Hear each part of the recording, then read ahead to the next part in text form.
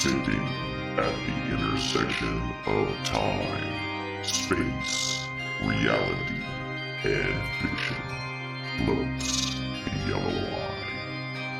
Always watching, never blinking. His gaze has witnessed all that has happened before and knows what is yet to come. Countless stories of hope, hate, heroics, and heartbreak. It has no mouth by which to speak these lessons, so it calls upon its head clearer to tell these stories, by word and by deed. Heed the yellow-eye's lessons as it gazes upon its servant, just as the eyeball gazes upon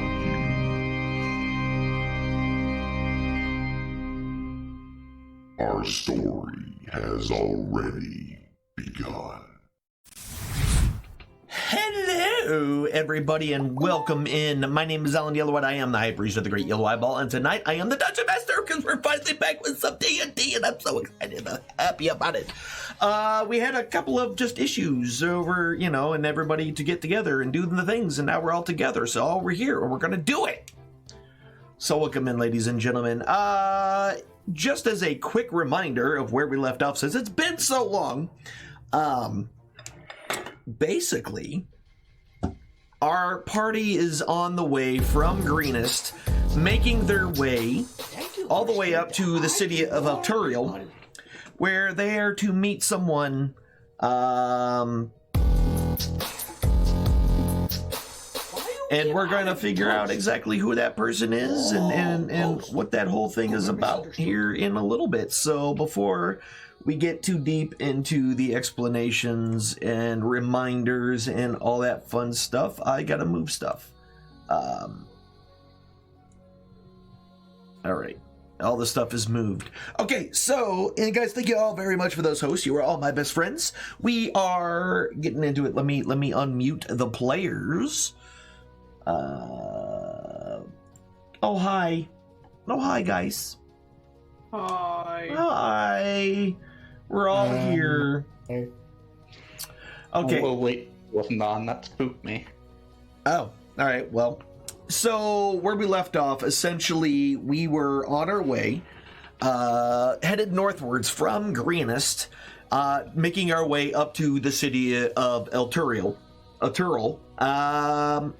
where you were supposed to meet with either Leosin or his counterpart that he mentioned to you. And on your way up that direction, you were basically attacked by some gnolls and you killed them all. And that's what happened there. So after that little shindig and adventure, nothing happens for another couple of days. And soon you find yourself kind of getting closer to the hold on, I'm doing a long rest for y'all. There we go. So after the long rest and all that kind of fun stuff, you seem to be kind of heading down. You crest on top of a large hill, and as you kind of get to the top of the hill, you look to probably be perhaps another day or so away from getting to Elterel. As from this vantage point, kind of up here on the hill, you have the large wood behind you, and you're looking down into this valley. You can see the rolling hills of the Field of the Dead off to the north, and the river flowing lazily down below you, kind of sparkling ever so subtly in the sunlight of the setting sun as it sets. And it's really kind of beautiful, and you can see, from your vantage point, the city sitting there in all of its glory.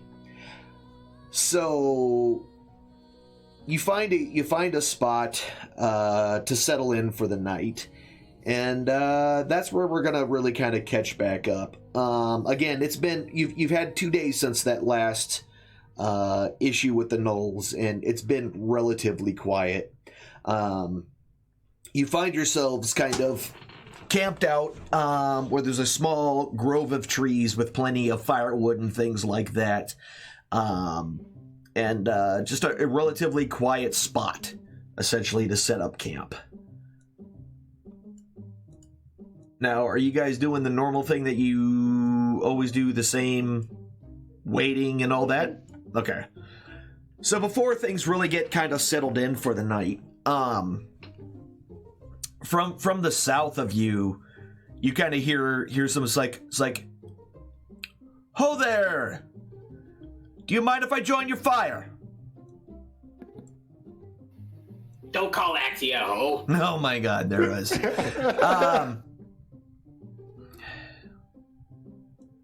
What's ho?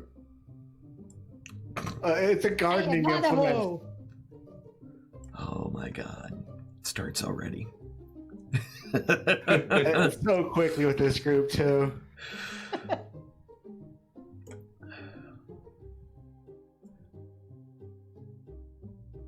Okay, so I'm gonna yell back. I'm not a hoe, but yes, you can come join us. thank you. And walking up from the south is a human male. Nothing really fancy about him. Just again, your average, normal looking human being, and he makes his way towards you.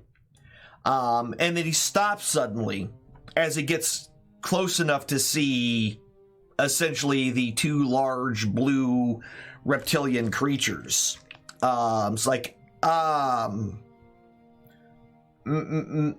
mayhaps this is not something I want to do. Oh, they're nice. I kind of lean over and wave. So we don't fight hard. And you two are still separated, right? Yeah. Okay. I just wanted to make sure.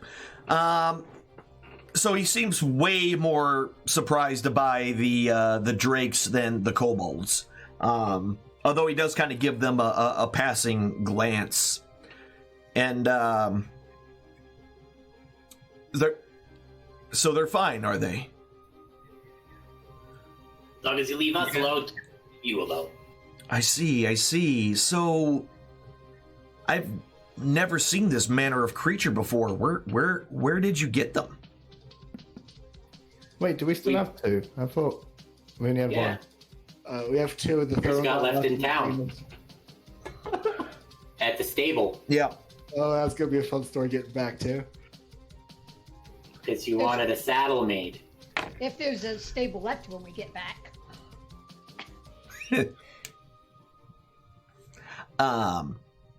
So he did ask where you got them from. They've been pets of ours since we were young.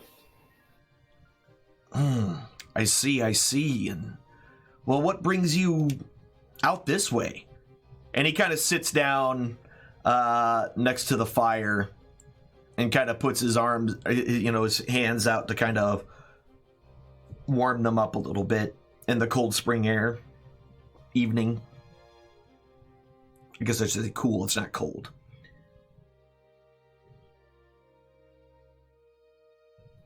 I'll offer him a bit of kobold meat. Is it like recognizable as kobold meat? Like, is it a kobold arm or a wing or something like that? Yeah, probably a wing or an arm. How long have we been traveling? How long has it has been like so much mold on that thing? So it's been it's been a few days. It's been the grand total. Yeah, it's been about 4 days. Got to be some rank meat by now. Well, we invented the refrigerator. So there's definitely something that's going to even if it goes bad, you know, you could always feed it to the large lizards. So there's that. If they turn their nose up to it, then it's best to get rid of it. But You're not yes, feeding the lizards cobalt.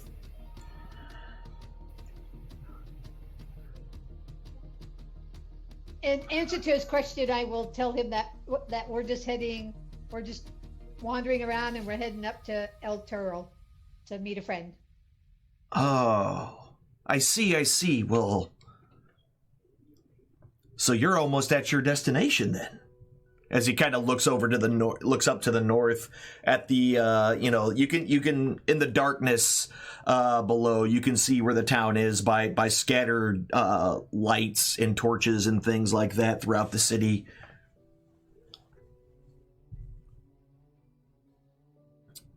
Yeah, we're getting closer. Oh, Ask him excellent. what his name is. Where are you headed? Yeah, and where is he heading?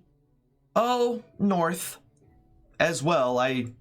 My final destination is not Elterel, as however, but you know, north all the same.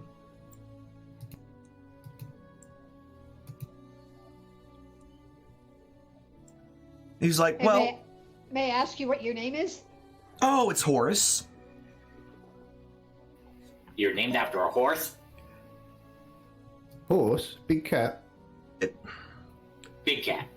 So Maybe you should try riding him. Creeping around outside alone in the dark. That's kind of creepy. You Speaking trying to of, did you take chicks or something? Did you take 5 horses, all 5 horses, or did you only take the 4 horses? Thought we had all 5. We have all 5. Okay, I believe. that's what I Right. thought. I just wanted to double check on that one. We rode together. Our tick and tack did. Okay. Gotcha. All right, double checking. Because I couldn't remember for the life of me, and I watched through the VOD and I didn't see it said, so I just wanted to double check. I'm like, I have no idea if they took all the horses or just the 4. All right, perfect. Yeah, it's like Dick's gonna pat him down looking for a seat. pat who down? Horse. Wait, The guy. I know. I'm just like, what are you looking for? What do you stop? And he kind of is. It kind of peers at you. It's like, Just mount him, Zig.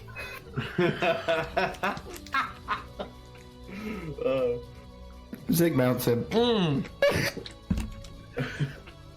go ahead and give me a strength check to see if you can try to sit on top of him before he gets out of the way.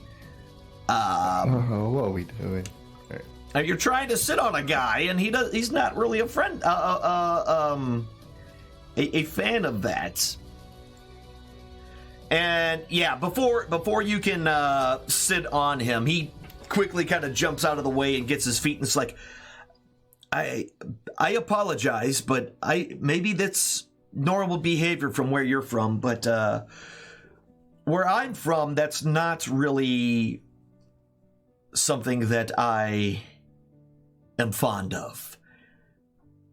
And he kind of walks up to where the drakes are bedded down, and it's like, these are quite beautiful creatures once you get to know them. This one's Jeff.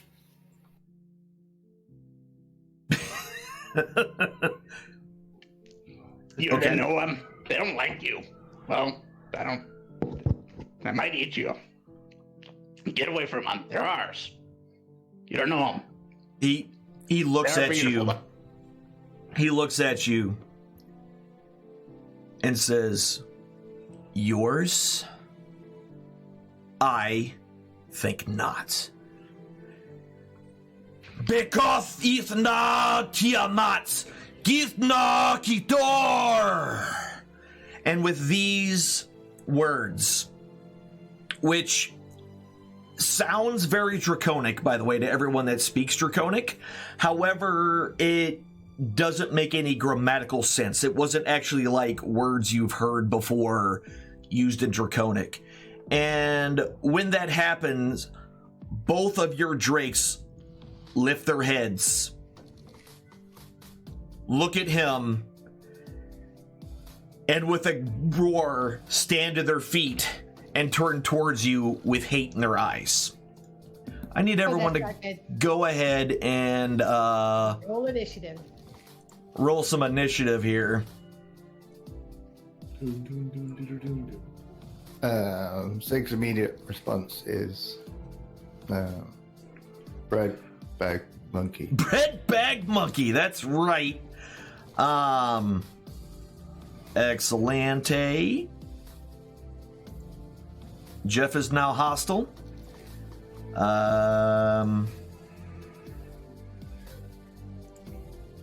And that's 1. Yep.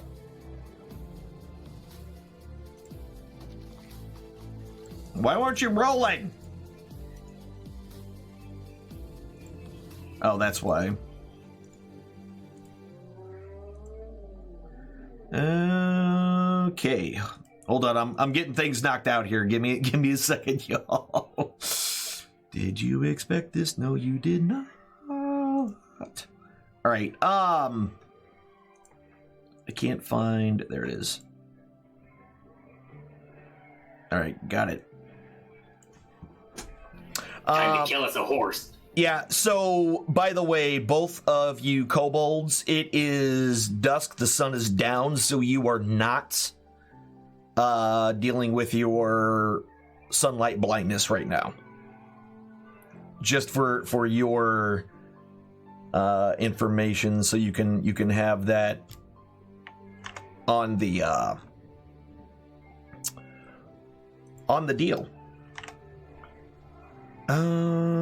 Wait.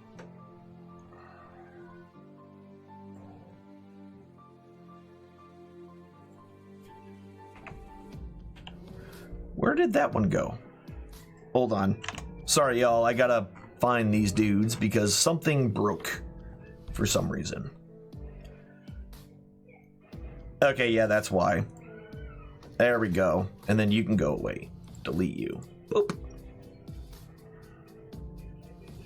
So that's Drake 1. And Jeff. And Jeff. Okay. Now we're good.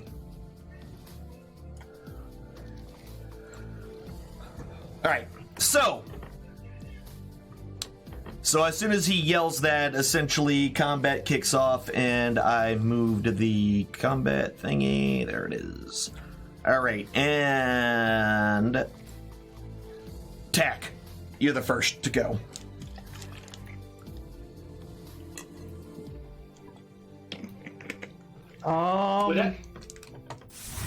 Heck. Just FYI. That's true. It says toast But is better, Horace not the actually friendly? Oh no, hold on. Let me change that too. He's on our side. Yay! No. Oh, now he's gone. Aww. Bye, horse. There's Horace.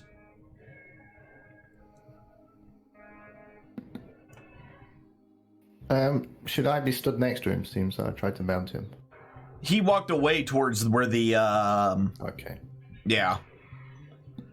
Also, You actually should be here, actually. So I don't see me. where is I Nutdrup? don't see you either. Hey, that's Are weird. you All right. hiding?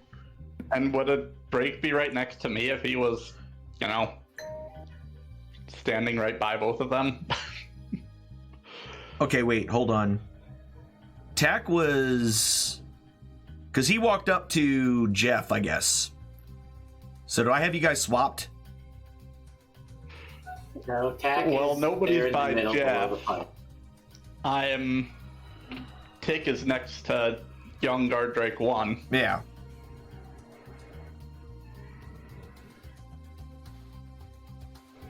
So what are you saying? I'm confused now.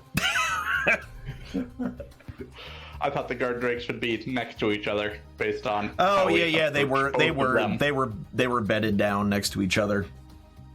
That's, yeah. Sorry, I moved something and didn't mean to move it. Okay. Now we're good. Yeah, so attack. Very first thing I want to try to do is say exactly what that dude said, as best as I could remember it, but I didn't understand anything you said. Mm-hmm. You can give me an int check. You said something with Tiamat. I heard it. That is a 12. You do your best to repeat the words exactly as you had just heard them. And Horace just laughs and says, "They're imprinted to me now." Even if you got the words correct, they would not follow you. Would that be my action? Nope. That was just you yelling. Okay, then I'm coming over here and I'm pig sticking this guy. Okay. I don't like him. He stole my friend. And no one else is within 5 feet, so I won't get sneak attack. No. Right? No, you will not. My mouse is with me. No, that does not count. He's a non-combatant. Is it not Jack's right next to you? He's got to be within 5 feet of his his target. Oh, okay. There you go. 17. 17 is a hit. For 10 points of damage, heavily wounding it. And I'm going to use my secondary bonus action to stab him with a short sword. Okay. That thing rolled, and that 16 will hit. Give me back my puppy. Yeah, him not feel good. You took him by surprise with your quick and decisive stabby stabs. See, Zig, this is how you fight. Charge. Why are you with that big cat? Then, from behind you out of the woods, you hear yelling. Of course. And this one, wait. You're not in one. There we go. I was like, you're not on a square. That's probably why that was doing that. So he runs right up behind Zazer and takes his first swing with his scimitar, and he'll automatically miss with his first attack, and then follow up with his second attack, which will crit. All right, that'll do it. For 9 points of damage immediately. Tick. Okay, so for my first attack, gonna slice this. Yeah, that's gonna hit. Yep, and that kills him. Take that, you dumbass. Alright, and then for fun, since I get a second attack on my first turn, I will try and shoot that other dude who came by. Okay, the one up, the one by Zazer. Yep. Yep. All right. Yeah, you'll hit. Okie. Finish him. And good God, I forgot you get Dread Ambusher, plus you did the thing, so... He gone. Yeah, 23 points of damage. You just straight up put it at the most sensitive location on this guy's face that you can find and fire away right at him, bringing him down. Good job, brother. All right, so... Don't kill. Wait, where the hell's Jeff? Oh, there he is. For some reason, Jeff didn't have the same... Oh, yeah, that's right. Okay, so first up is Jeff. Imprinted that guy's dead. Would that not drop the imprint? Not for Okay. these. Not for these. So Jeff, because you were the one that stabbed him in the face, is going to go ahead and he tries to take a bite out of you, and does 4 points of damage, and then swings his tail and will miss for his second attack. Then the other guard, Drake, who never got a name and is probably upset about that, is going to go ahead and also take a bite, which will miss, and then tail swipe, which will hit. So his tail swipe for 9 points of damage. Both of them very upset. Then from behind you, again, coming out of the woods, 5, 10, 15, 20, 25. Yep. Run over on top of his other body and hits Zazer with a bite for 7 points of damage. And then swings his tail, which will also hit He jacked up for over here. 6 points more damage, critically wounding him. Zazer, it's your turn. I think they cracked a horn. I'm worried. My horns, you guys. My horns. Oh, hold on. Drop dice. 2. Come on with a 1, 3. Oh, thank you. With the ones today. Fuck. Your patron's like, I'm going to heal you, but just not that much. Yeah, no, fend for yourself, buddy. Squee? Yeah, that's going to hit it. Perfect. Wait, where do you attack? You attack the cultist. Lulz. Try it again. Oh, do you want me to actually roll the spell? What again did you on roll? the- Hold on. You rolled a... 20. Oh, Why do you have advantage and disadvantage? I'm confused he's here. probably prone. Oh, that's why. Yeah. All right. So that's fine. And you rolled a 20. Yeah, that's going to hit. So you're good. Yeah. 16 points of damage. Moderately wounded. All right. That's all I can do. Okay.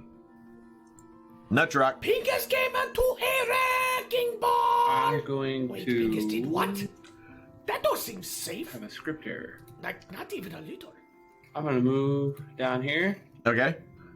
and then I'm gonna ring the bell on the one that attacked Zazer, Okay.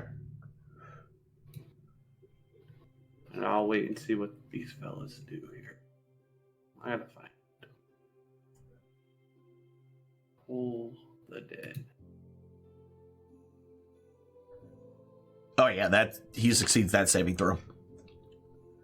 Well, why does he have to do that? Because he doesn't like you and thinks you Almost smell like wouldn't hear. butts. All right, so good to go. Next is Axia. Okay. I'm gonna rage, Okay. and then I'm gonna come down here and smack young Drake number 1 in the face. Okay. About the neck and face. Maybe. That's going to miss with an 11. I guess I will. You can shock him. Or Yeah, I I'll guess, do that. I mean, you can. Yeah. I'll save throw first. He fails his saving throw.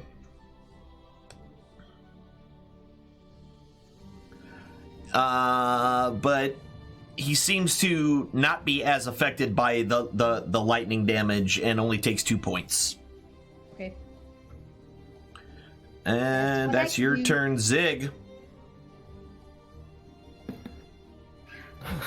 Zig is very confused right now. All right.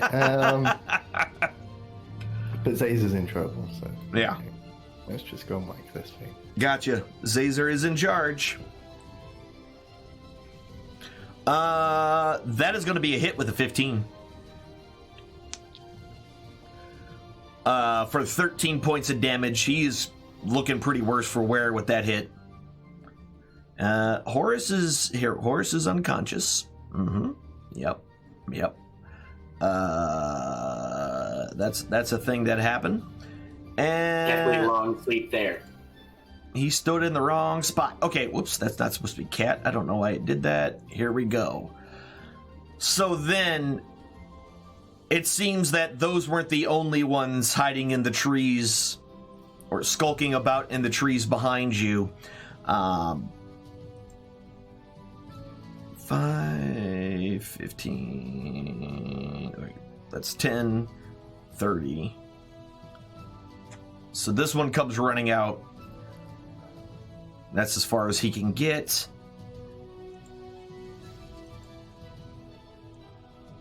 Hi to these guys to the party. 15, 20. 35. This guy runs up here.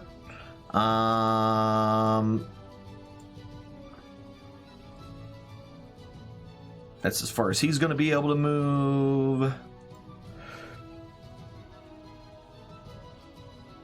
15, 30.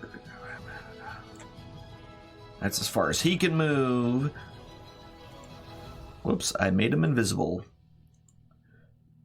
Oh, great. Now we have invisible bandits. Yeah, invisible bandits. That's right. 1, 2.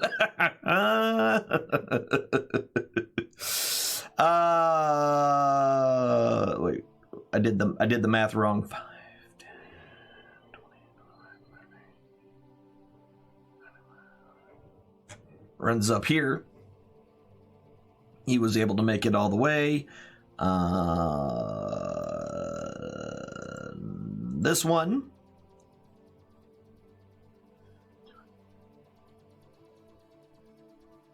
$30, $35. Oh, wow. He's right up that way. And then... Someone should have checked the woods.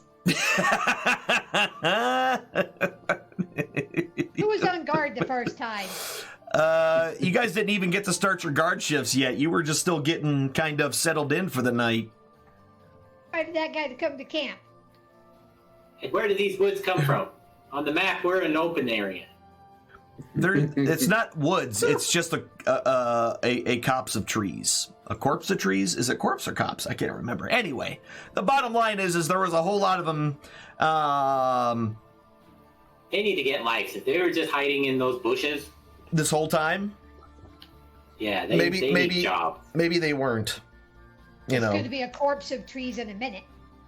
no, that's probably also true. All right. Tack Talk. Back to the beginning. Okay. So I'm going to disengage, run over here to Zig, grab some meat from his pack, even if I have to climb him, and I want to throw it back at Jeff. Okay. So you're stealing meat from Zig. Yes. He's got a pack full of meat. I'll just pass him some meat. He doesn't have to. I was gonna say, I'm like, are you just gonna start grabbing random meat from the half-orc, which sounds dirty, but there you go. Yep. Be careful what you grab. I'm grabbing his meat. Mm-hmm. I'll make sure it's cobalt though. Yeah. All right, you grab some meat. Hashtag save Jeff. Hashtag save Jeff. And you're gonna throw it at Jeff.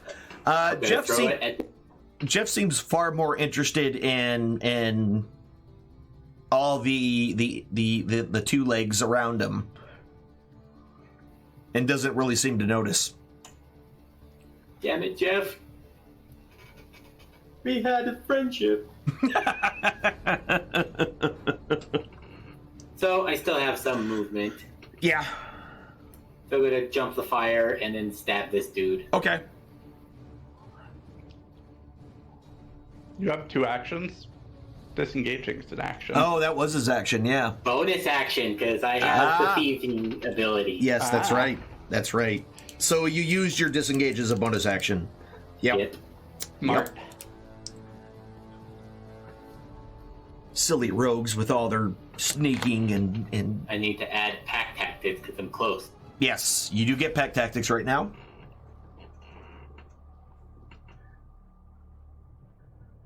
Yeah, that's going to hit with a 23. And sneak attack. Uh-huh. Goodbye, bandit.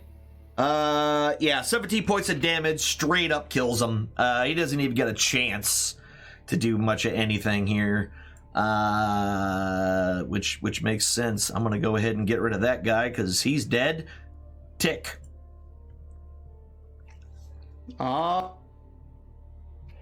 I don't have the heart to kill our pets, so I'm just going to disengage. So then they stop trying to eat me, probably. Eat the other 2. Leave me alone. All right. That seems like a decent enough spot. Okay. Backed away from the campfire a little bit. And that's yours. Yef, who is standing right next to... If it's dark enough out there away from the fire, nobody can see it anyway. Yeah, that's going to hit Nutdrock with his bite. So he's going to clamp down on you for 4 points of damage. And then swipe at you with his tail, which will also hit for 9 more points of damage.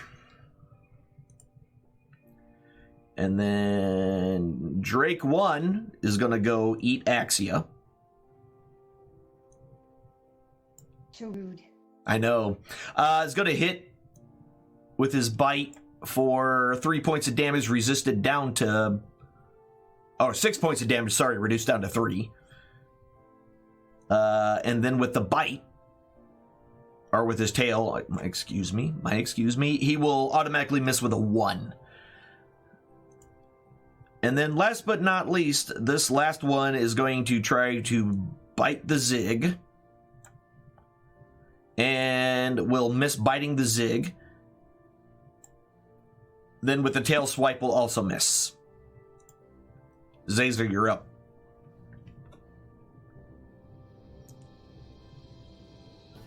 Try this again. Yeah. I'm gonna burn the last 2 points that I have on this, and I just don't have near as much health as I want. Burn through all the heals. Yep. I want to live. That's going to be a miss. Survived with less.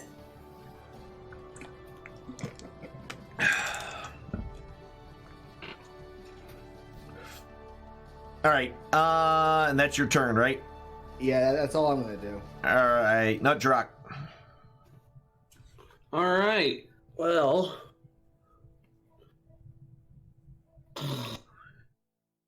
I'm gonna try and ring the bell up there again. Okay.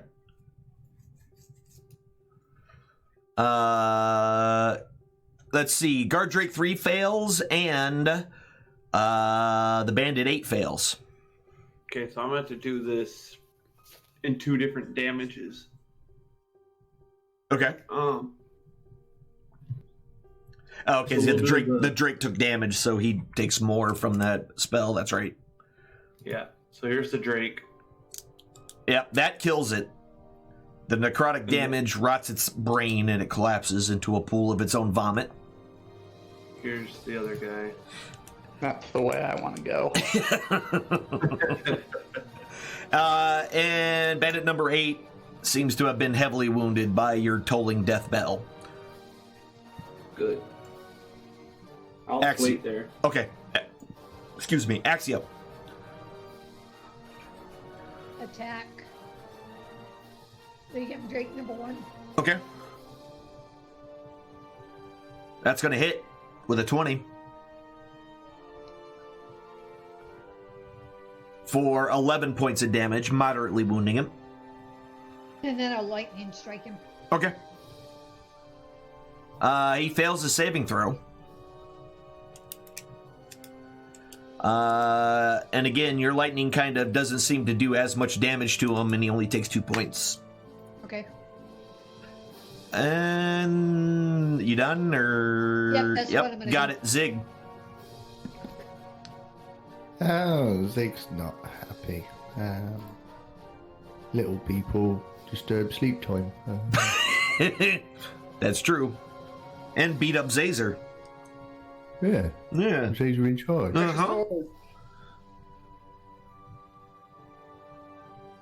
He slams his staff into the ground. Okay, so 3 succeeds, 6 fails, 7 succeeds, and 1 succeeds. Earth Tremor, huh? Yeah, Neat. and they are now in difficult terrain too. Gotcha. All right. Look at you with spells. Like everybody's got spells in this. Done. Horace is dead. Oh, he should have been marked prone. Do I have to click the effect button too? Yeah, you got to click the effect button. Yeah. Oh, there you go. There it is. And that dude is dead. So, Bandit number 1. Wait. Which one is he? That one. I made him disappear so I could find him because there's so many of them. He's got difficult terrain, but he can still walk up this way. And he's going to go ahead and take a swing at Tack and will hit for 7 points of damage. Number 2 is going to take a swing at Axia. His attack will miss, however. Touch this.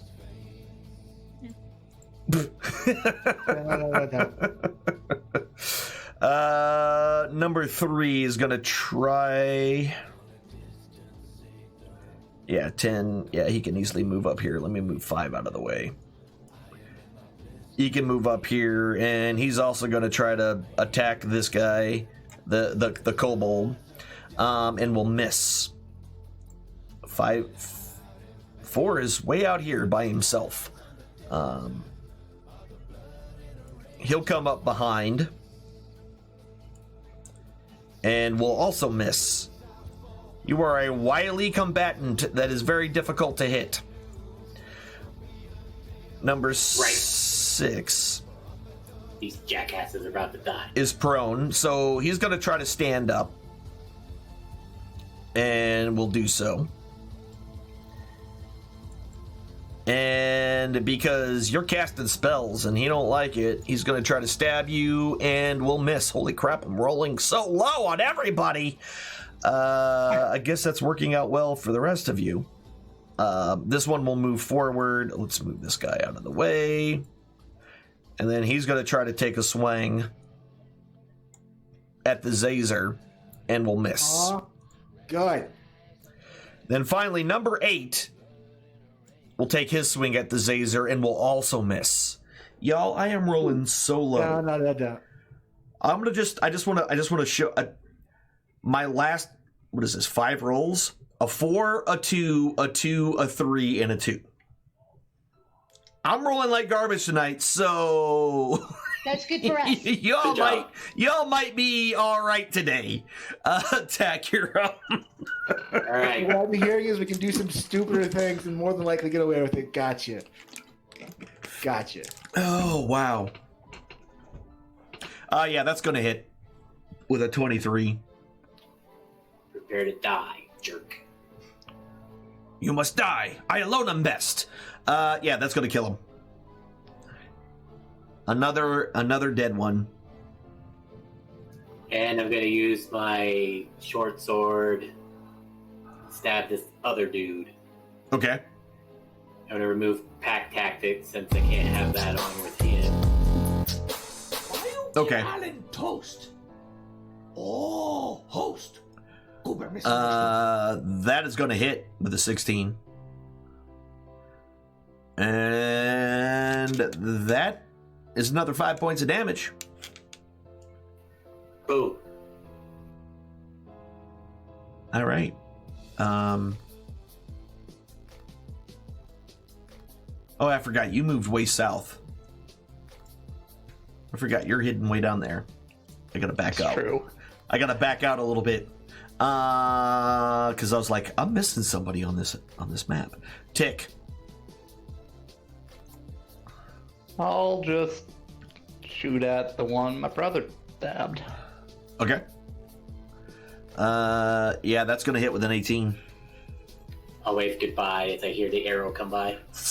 Yeah, as it flies right by your head, it straight up kills the bandit. And is that it? Yeah, I'm fine where I'm at right now, right. I think.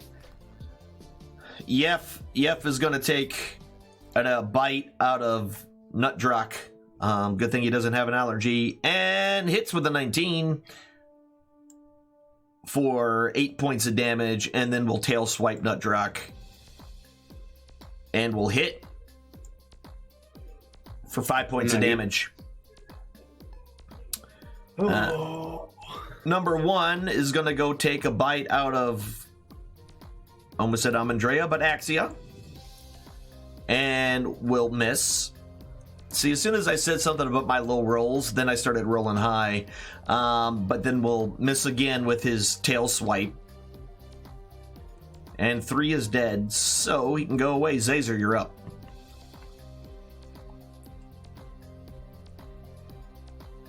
I will just do this then. Take that. That's going to hit with a 15.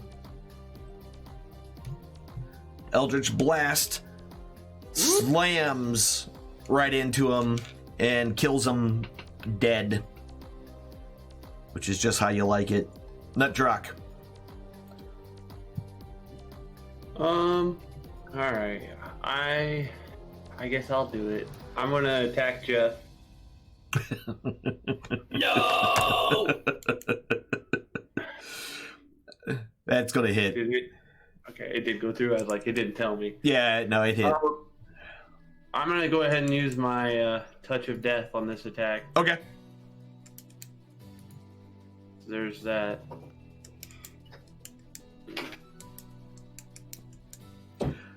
Yeah, 19 points of damage. So between your touch of death, you just rock this thing. You can feel quite a bit of its life force being drained by your magic. And it feels good, man. It feels real good.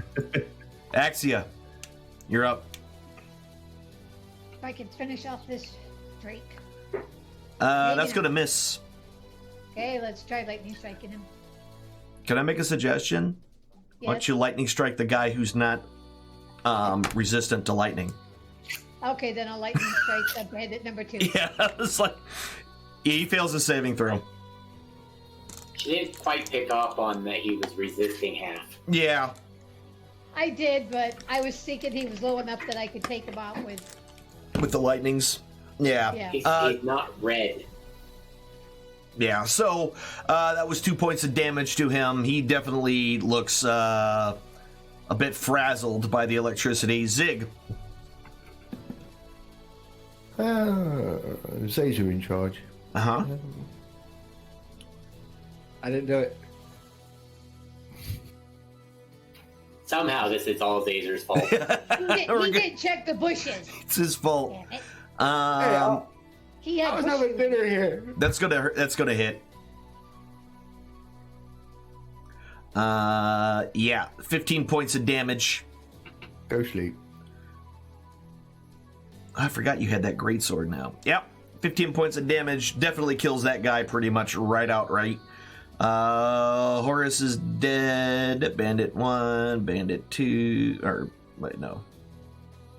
Yeah, Zig's carrying a greatsword, a battle axe, 2 hand axes, a quarterstaff, 2 spears. Where do you keep it all? I don't want to know. He's Actually, a walking army. yeah. It's like, I got it all. You need this? I got it. You need that? I got it. All right. Bandit number 2. He's a Swiss Army orc. Ah, that makes perfect sense. Take a swing at Axia, and we'll hit with a 21 for 5 points of damage, resisted down to 2. Bandit number 3 is dead. Bandit number 4 will take another swing at Tack and will miss. And number 6, his best target here is the Tusk Wolf, and will hit with the 21 for 7 points of damage. Oh. And then you're dead, and you're dead. All right, Tack. Okay, I'm moving right here next between these guys. Uh-huh. I'm gonna put my pack tactic back on and stab this. Okay.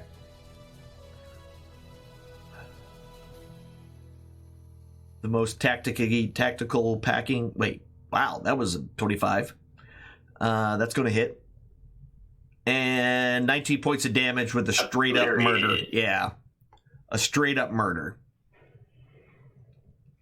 Raise my hands and cheer attack. Yay, go attack! All right, yeah, that's going to hit as well. This is your offhand? Yep. 3 points of damage to him with your offhand.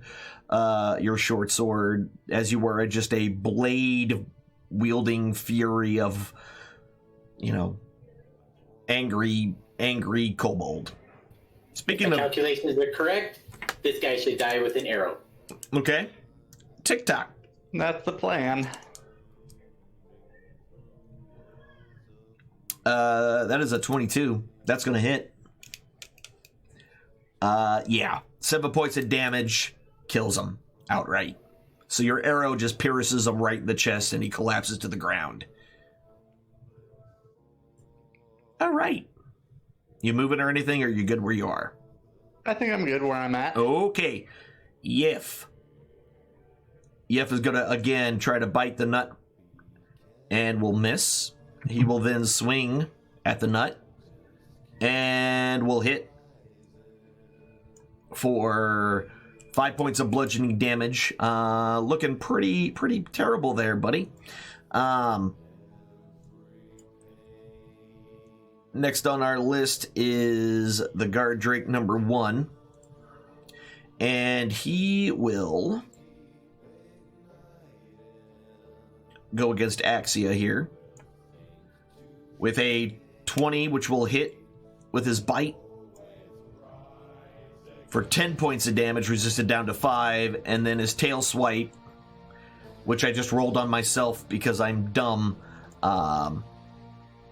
is going to miss. All right, perfect.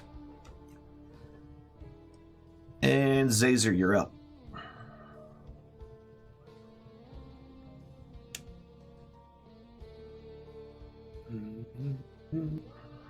Cast Suggest on Jeff.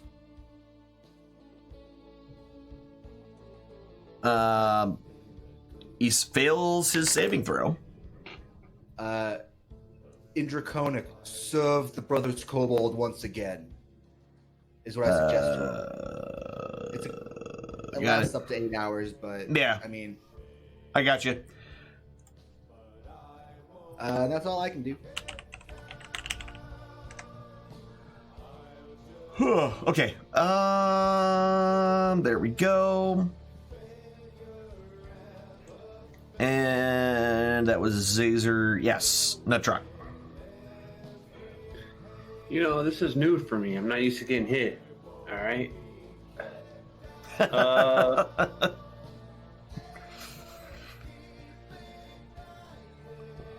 I'm just going. I think I'm going to disengage. All right. And I'm going to step back here. 5, 10. Actually, I'm going to step further. 15, 20. Just in case. Okay. And I'll stop right there. All right. Back away and Axia. Yep, that's going to hit with a 20.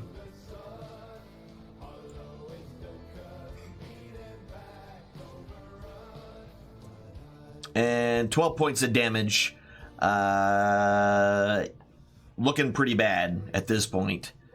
All right, Sorry, next. Ow. Can I lightning strike him? Yeah, please. I know it's not going to do much, but... There we maybe it'll go. be enough He to- succeeds on a saving throw. Whoop. And we'll take 1 point of damage. Right. That's Axia. Zig, you're up. Zig's gonna bop this guy on his head. with Okay. his staff. Noggin swap. 16's gonna hit. Right. Declaring it as non-lethal. Mm-hmm. Yep, he's knocked unconscious. Right. Can I bonus action with my manacles to tie him up? So I'll wait a turn. I mean, you use your action to manacle someone up. That's going to take an action. All right. Okay, and then Bandit 6 is that one. So this one's gone. That one's gone. Bandit 6 is unconscious, and so we go back to Tak. I am staying here. I'm not fighting Jeff. Okay. Or non-Jeff. Or non-Jeff. Jeff and not Jeff. Got it. What about Tick?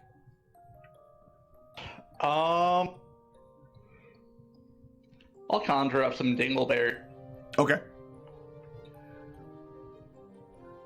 AKA Ranger Berries, AKA... Alright. And then moving up. Yep. Gotcha. Alright. So... Jeff was given the suggestion that he needs to serve the Brothers Kobold again.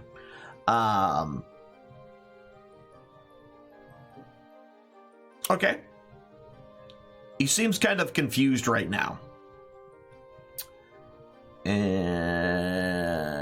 he just kind of stands there and doesn't do much of anything. However, the other one takes a bite out of Axia and will miss, and then will try his tail swipe and will hit for 4 points of damage. Well, 8, but resisted down to 4. And Zazer, you're up.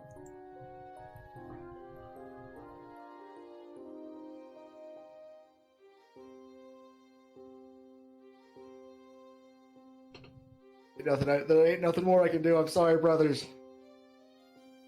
That's going to hit him. 23. Yep, and that kills that one. No, not Jeff! I go up and give Jeff some scritches. Hey there, buddy. You okay? It shies away from you, and it hisses at you. Aw. Nutrock.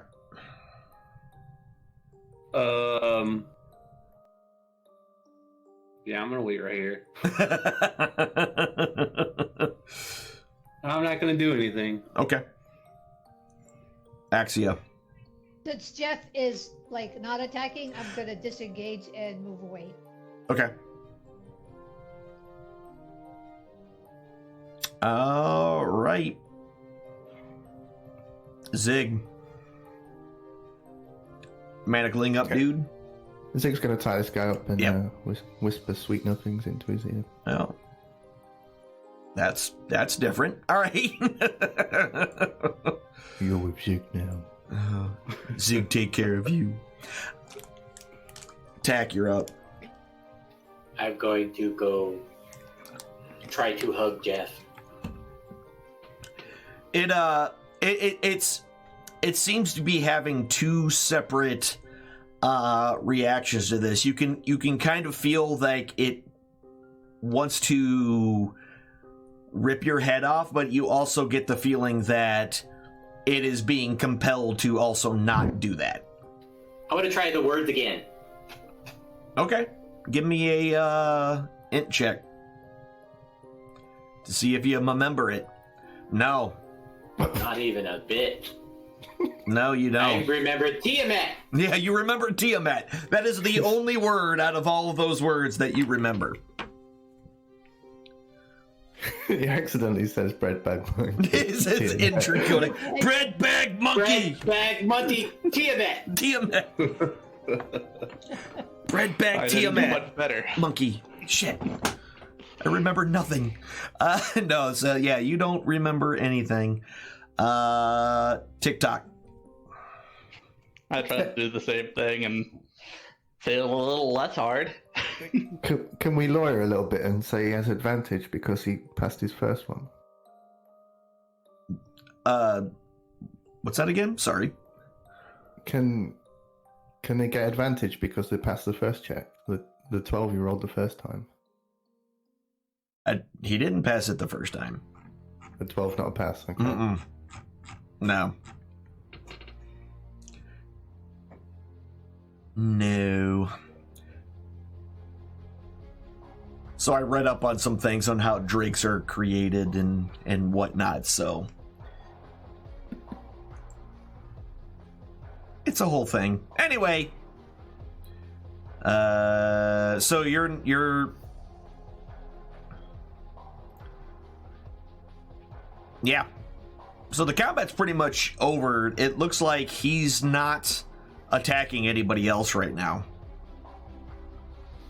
Nearest I can figure, I'll be awake. I'll still be asleep when my spell drops. So we have to figure out what. So we're doing with this guy. that's kind of a thing. You can't concentrate on a spell when you're unconscious. Brothers Kobold, I don't have the heart to do what is necessary with this creature.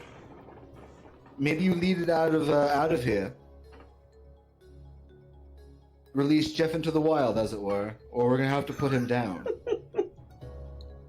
Pull together. I'm gonna miss you, buddy. It reminds me of my first mouse my brother killed. He stepped on it. Mr. Bojangles. Can't you just tie him up and maybe just keep trying to feed him and maybe he'll come around? We'll try the words again.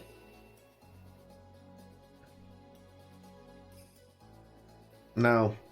No. No. We've got 8 hours to keep rolling this. That's right. I'm going to put it this way. With the intelligence that you have, you're never going to get it. You're not going to remember it. And Triple try. Sure. Stupid. Have a big try. What about that? What about now? 20d20. I have to win, right? No. Yeah, no. Unfortunately, whatever it is, the magic or whatever it was with that phrase seems to have permanently adjusted this creature to now being your enemies.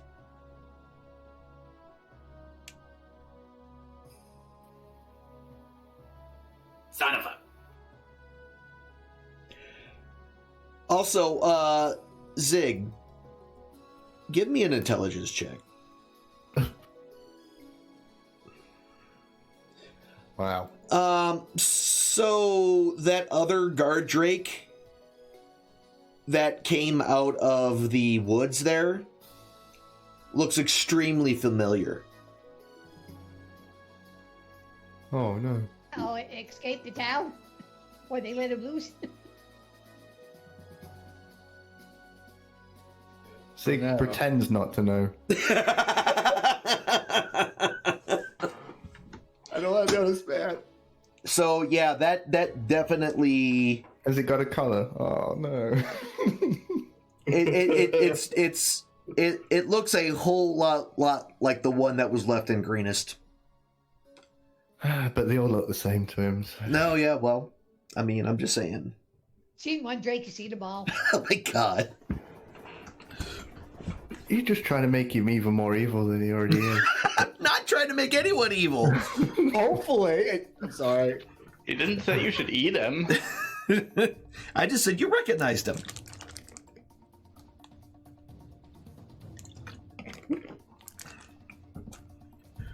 So, I ain't killing Jeff. Well, I'm not going to hold this forever, my friend, and I'm going to have to sleep sometime, so either you lead him into the woods, or I'm going to drop my concentration and deal with this. Why would you drop your concentration before dealing with it? Well, that's why I'm talking to you. Jeff is your pet, and I don't want to offend by what I think needs to happen. I don't want to actually have to kill Jeff either. I'm rather fond of him. Right in the bushes. I'm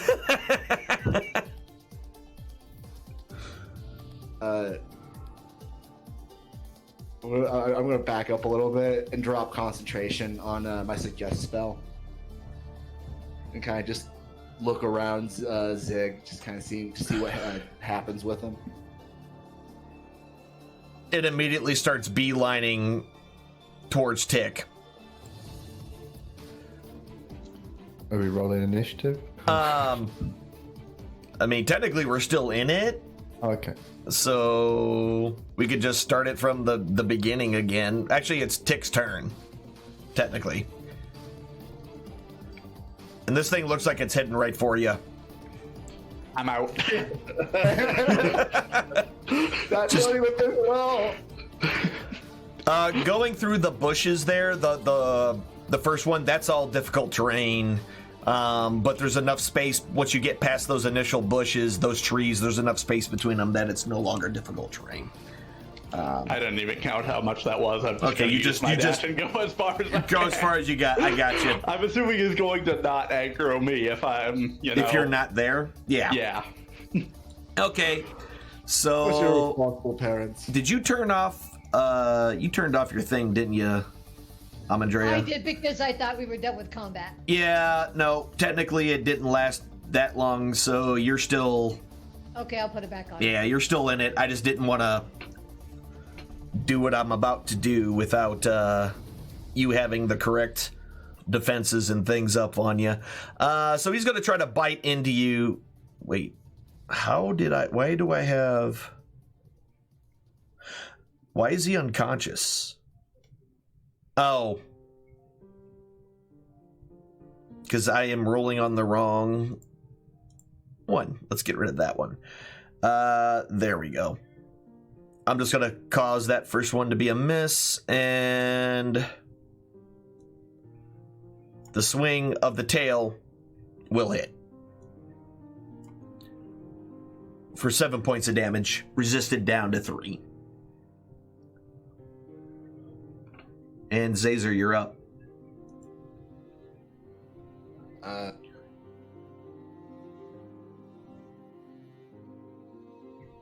There it is. Bad puppy. Yeah, that's going to hit with the 24. For another 7 points of damage. Definitely starting to look a little worse for wear, but you seem to have collected some attention, Zazer. Nutrock.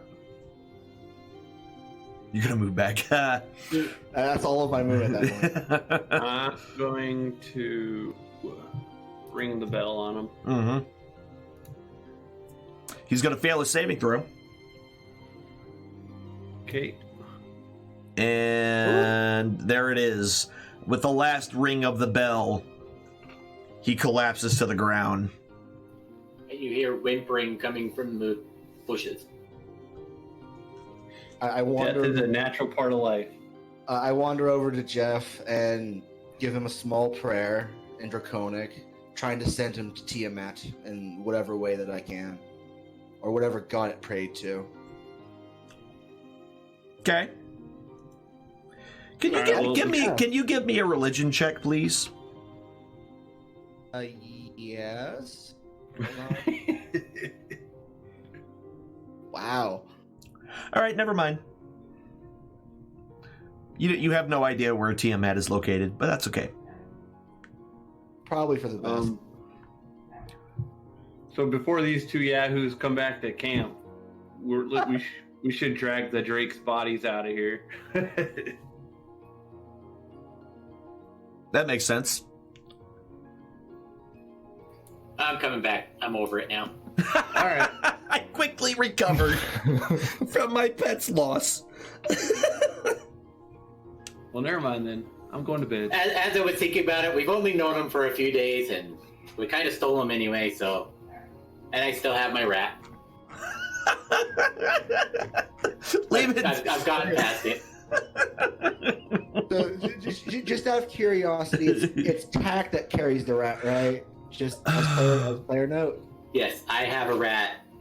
Tick has a mouse. Yep. Excellent. Okay. Just curious. Was there anything on either Horace's body or the bandits? I'm sorry, say that again? Was there anything on Horace's body or the bandit? Yeah, so searching through, you find a piece of paper. A piece of parchment.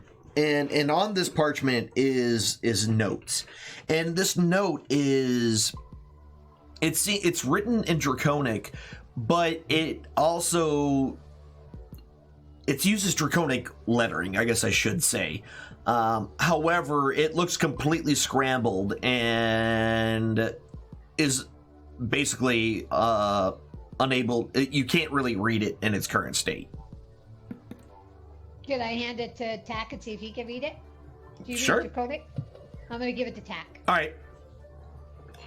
So yeah, Tack, it's definitely written in Draconic letters, runes and whatnot. However, it does seem like they are either scrambled or something. It doesn't make much sense the way they're arranged. Zaza, Yeah, Zig. this guy Little Sleep. Oh, Little Sleep. Yeah, Maybe we have him translate this for us. wake him up. I give him a slight kick to the chest. Not to really. I got it. So you go in to wake him up, and he kind of looks startled and definitely sees the two of, one extremely large half-orc and a much smaller in stature tiefling looking down at him. And an angry kobold holding a piece of paper to his face. Okay. Translate this. I start demanding to him, kind of abruptly and sternly. I don't know what this is. It's paper. You don't know what paper is? But Zig knows what paper is. See, even Zig knows. Tell us what's on this paper. They're runes. I've never learned. I don't know. Don't believe you. I've never learned the goddess's language. What kind of cultist are you, having not learned the goddess's language? A low-level one. Ooh. And I shake my head. Poor low-level cultist. Well, if he doesn't know what we need... Did you just try to stab him at short range and miss? I should have had advantage, but I don't know why it says advantage, disadvantage. Because he is prone and you're doing a melee attack. I'm short, so even if he's prone... Oh, actually... Wouldn't you put prone?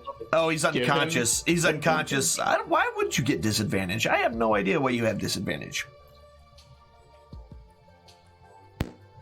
Unless you threw the dagger at him. Yeah, because it's ranged. It shouldn't be... That's weird. Actually, he's not unconscious anymore anyway, so there we go. But he is prone. So we will give him that. Okay. Should I try that again? Yeah, sure. Yeah. I don't know why it's advantage and disadvantage, but it is again. That's weird. Yeah, so you straight up kill him. Okay. Freaking worthless guy. I kick him again. Can't translate this. Cabron. End of questioning. Yeah. I go Can you back, translate this? No, stab. Maybe we don't need him. I nonchalantly just go back to my meal prior to what was going on. Freaking guys attacking us. Nom. Getting what they deserve. I'm Nom. going to bed. All right. So Why make him long sleep? he was all. I was trying to comb his hair and I missed. Oh, not moving food. Yeah, you can eat him. Yeah. Human not food. Do you ever find Hold that hot this. sauce? Yummy. There's a fire. Cook him there's a first. fire right there. Just spit him and put him on a spit and cook him. I think my brother has a vial of sauce you can use. He'd go out well with his dingleberries. Alright, I guess we're doing this.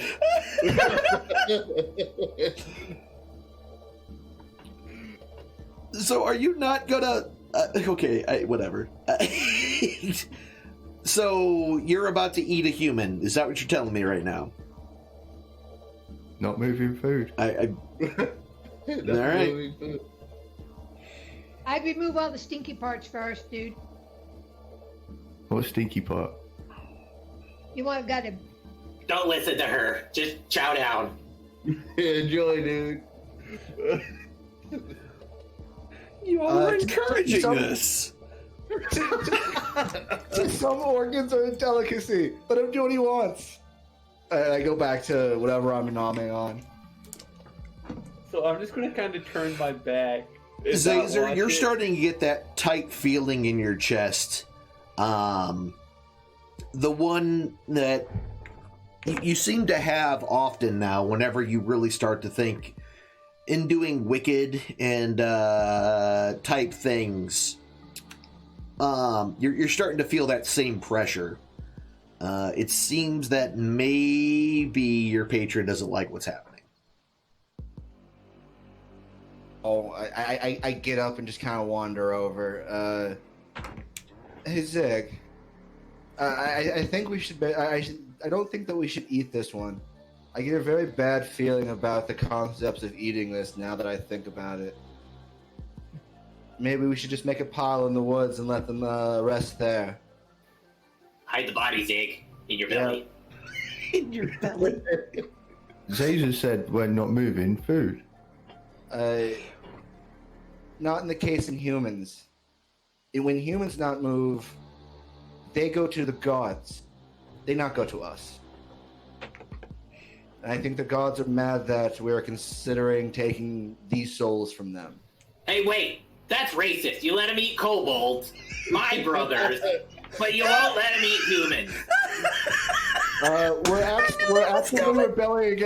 actively rebelling against Tiamat. I do not care for that god. I'm yelling for my brother now to get him back here and help me with this.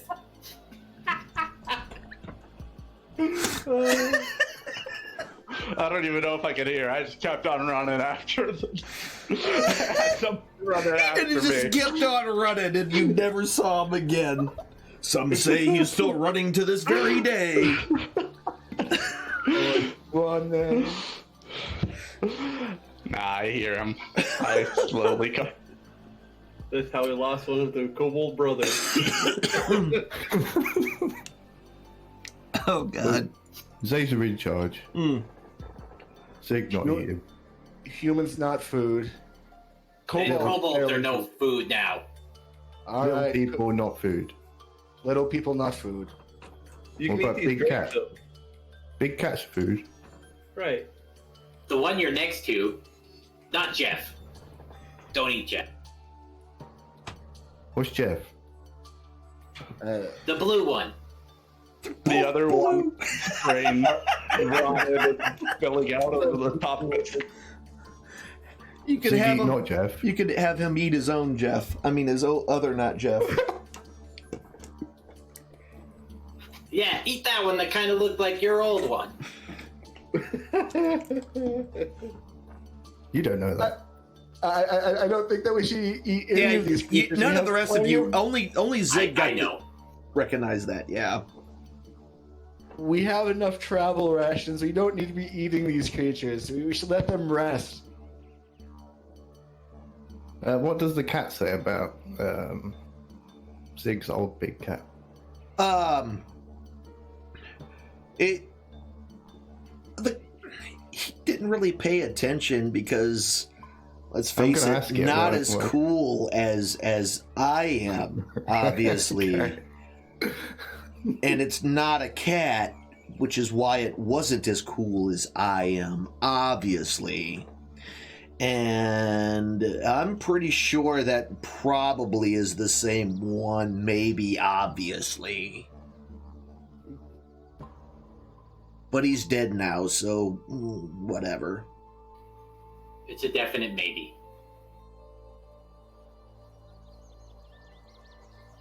Ziggly, not Jeff. Okay. But not Which you're is the not other Jeff? one Not you're not Jeff or not Jeff? No, not Jeff. Just not Jeff. You got not Jeff and then not Jeff. Yeah. And then we have Jeff. Sounds like a joke. Not Jeff. It's like a knock joke. I'm gonna wander over to a little large tree. Okay. And I'm gonna sit down and start praying in Celestial. I did the best I can. I don't know what else to do, and I'm just kind of nervously praying because. So it kind of, as you started basically talking Zig out of eating humans and kobolds, that pressure in your chest started to subside. And actually, after it really started to subside after you mentioned not eating humans, but then when you also said to stop eating kobolds as well, you actually felt lighter than you have in years, almost good. Caesar doesn't know what to do with his feeling. He feels he's done too much good in this world. He's been evil his whole life. He doesn't know what to do with this. He's going to continue praying nervously because he wants to at least maintain what power he has. Look at that weirdo in the bushes praying to the trees. Caesar need paper. No, Zig. I need the gods at this point. Right, I go back to praying. He's gonna give him the note. Here, wipe with this. All right. Oh God. All right. So what are we doing? I think I'm gonna put that note away someplace safe. Okay. So it's not used as toilet paper. All right. Yeah, so as I was saying, it definitely uses Draconic script. It's definitely written in the same kind of spacing style that Draconic uses. However, it's all jumbled up. None of it makes sense to you. Can I sit with it? I'm like Cult of the Dragon Infiltrator. Yeah. Would I know anything about it? So this is what you can do. Go ahead. Give me. We'll both look at it. All right. Both of you give me an intelligence deception check. And you're gonna be like, "What does that even mean?" Basically, I want you to, if you have deception as a skill, just add your plus your proficiency bonus to an int check.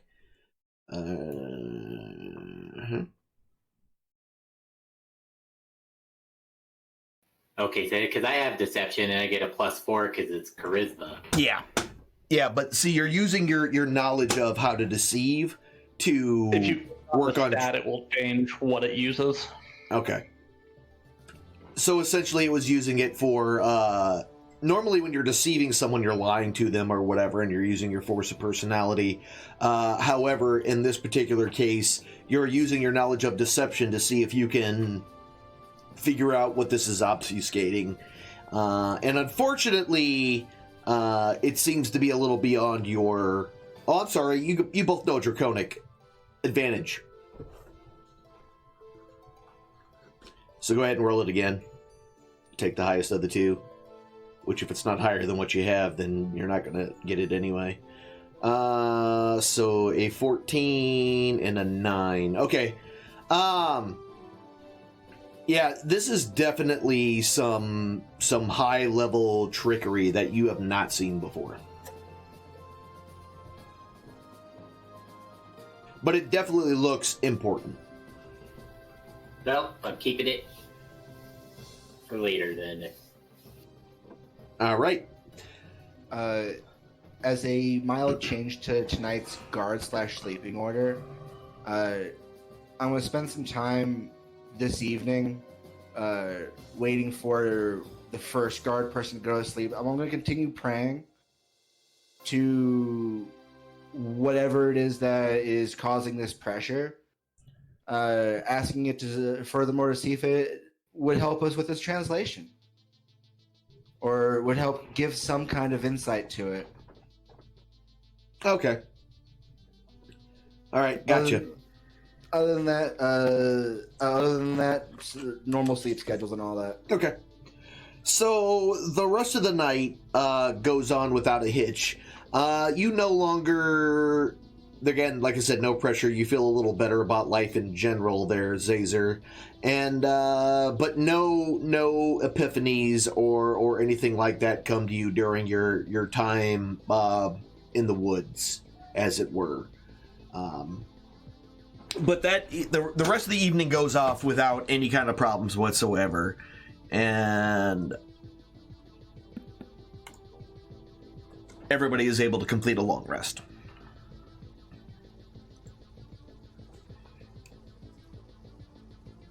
All right, during that, Zig doesn't feel right eating, not Jeff. Oh, yeah? He goes through his rations. Okay.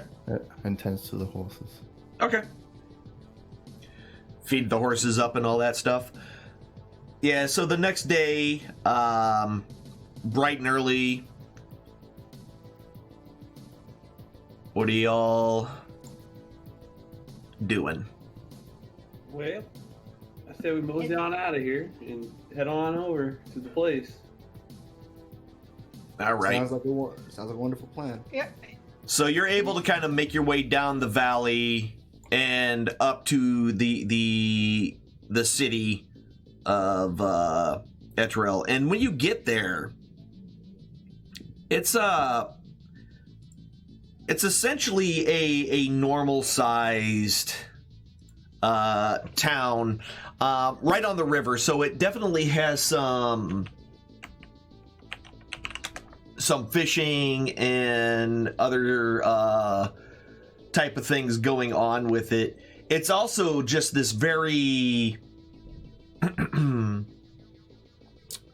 it's kind of separated into these multiple sections, kind of split a little bit down the middle.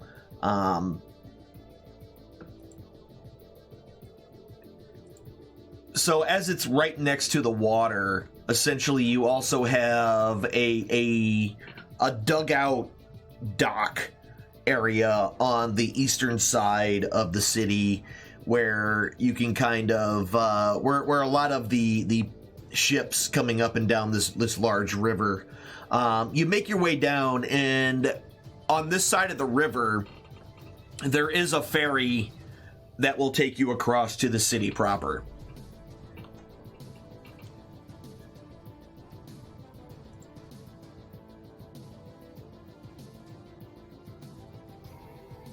Before we got anywhere close, we wanted to become Toe again. Okay. Yeah, you had plenty of time to become the Toe. Is that code for something? Kidding. I mean, On the journey yes. there, Yeah. Zig wants to turn to Nutdrop. Nutdrop, Yeah, what's up? Caesar said when little people sleep, they go somewhere. Where they go?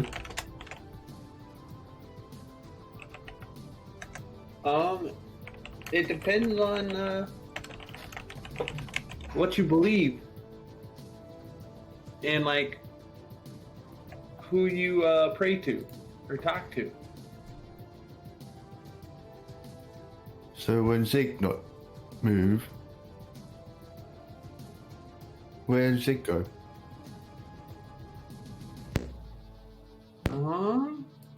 That's a good question. I don't know who he prays Probably to. the kitchen. Hey, you should do.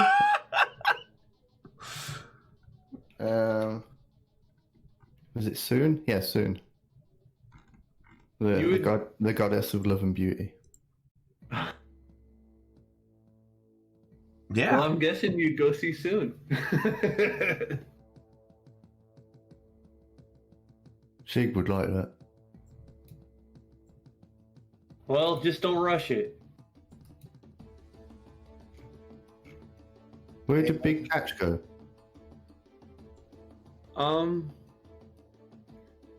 The big cats will. They go to Do I know this? I mean, give me a religion check. That's the wrong one. Whoops. Roll high. That's not high. Yeah, so with a 9, essentially you know that Tiamat was banished a long time ago. And what you remember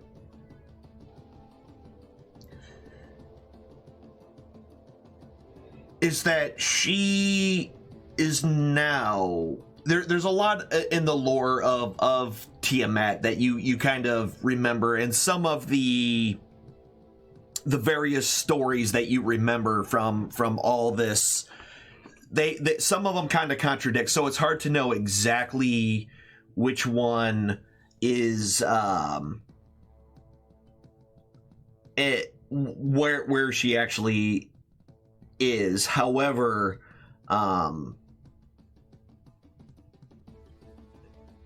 but it seems that she does, if you remember, the latest is that she was actually banished to hell and is now considered one of the rulers of one of the planes of hell. I would like to reiterate that to him. Okay.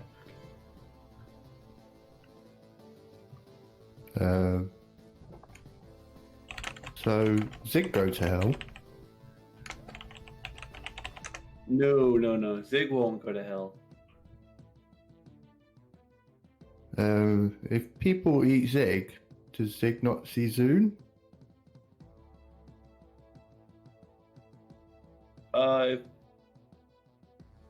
If people eat Zig, nobody's gonna eat you. We're gonna keep you here. You're too big. You're too big. You're a mouthful. Right. Right.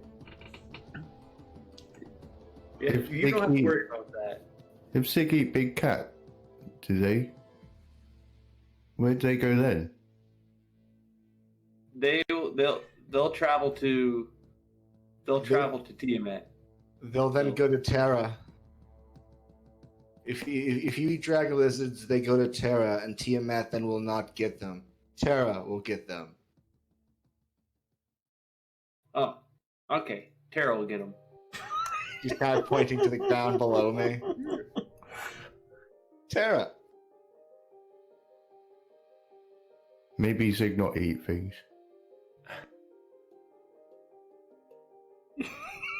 I hear vegetables don't pray to things. He's gonna straight up become a vegetarian.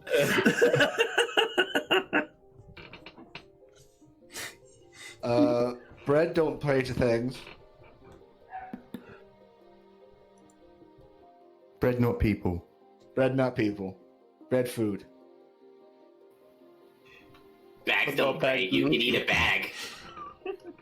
A monkey. Can we put the confused status on Zig?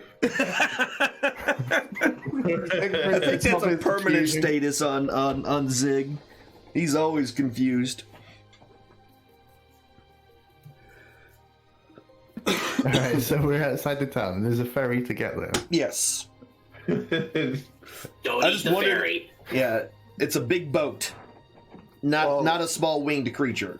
I hear great things about the Fey creatures, actually. I'm kidding. It's not getting that tight feeling in my chest. Ah, shit. Sorry. Bad joke. Yeah, alright. So it seems to just be running, like there's no charge to get across the river on the ferry, so you can ride across for no charge, essentially. You just stable the horses first? It's a barge, so you can bring your horses onto it. It's wide and flat bottomed, so you can definitely take your horses on it and all of them across. Just bag your own poop. Just throw it overboard.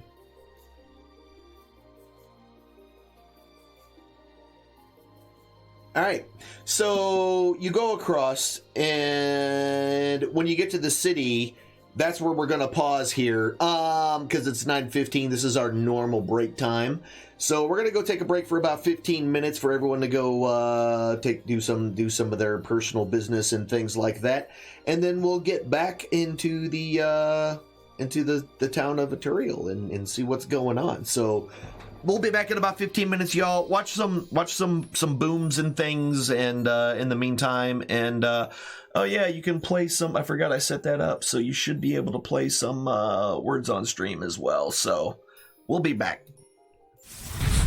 Welcome back. Greg had kept everything. Right. He reminded me of that old lady off of Labyrinth that had all the crap on her back. That face, man. That face. That's a good thing. Welcome back, everybody. We are back. They're reminiscing about the last campaign and whatnot.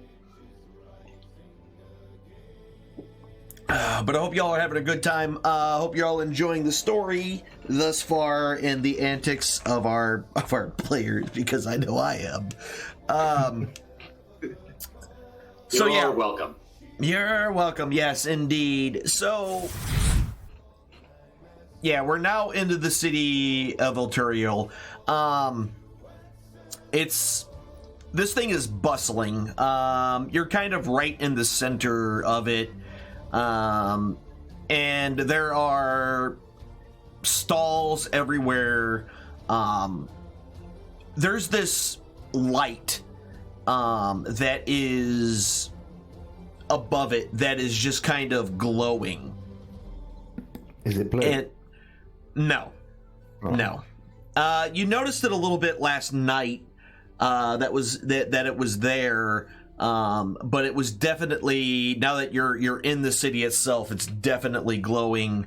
And it's almost like a second sun above the city. Interesting. I want to ask. I want to start asking around about that extra ball of light in the sky. Curious what the hell that is. It's like you've never been to this part of the world before, then. Unfortunately, not. No, sir. It keeps away the undead. And it's the pride and joy of all of Eltergard. Huh. That is some wonderful magic. Nutjock's undead. Nutjock's the dwarf. Actually, said Nutjock's I very undead. much. I very much doubt it, or else he would have been burned to the crisp already. I just Technically, aren't we all undead?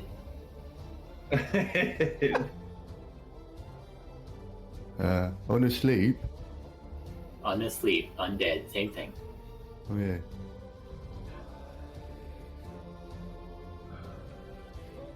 I want to wander off and see if I can't find a fruit vendor. See if I can't find some apples or You something. can find all sorts of vendors of any kind here. They're all over the place. Oh lordy, I want to fill my sack with like just a handful of apples and have them properly paid for and all that. Just- Yeah. Apples are pretty cheap. They're about $1 each. I'll take however many gold can get me. All right. That would be 100. I need 100 apples in my life. Yeah, totally reasonable. That's gonna weigh a lot, but okay. I don't need 100 apples. We'll go with 50 because I need smaller pieces. Okay. All right, so you're off buying apples. What are the rest of y'all doing? I'm gonna look for. Who are we looking for? Yolson? Leosin, right? Leosin was the one that hired you to keep an eye on the thing. Yes, but he I'm also gonna go- mentioned somebody else as well. Yeah, it's been too long. I don't remember who. All right, yeah. Last name Froome. I'm gonna go see if I can find him. Okay. What are you doing? How are you doing that? I'll ask around. Okay. People I see. So. I'm looking for the flu. I'm looking for the flu. I'm looking for the Froome. You know the Froome? So nobody's heard. Everybody that you bring up the name Leosin or Elthanar, his last name, nobody has any idea of who he is. But as soon as you ask anyone who is from the town, which takes a little bit of time because there's travelers and everything from all over, They point you in the direction of a tavern called A Pair of Blank Antlers.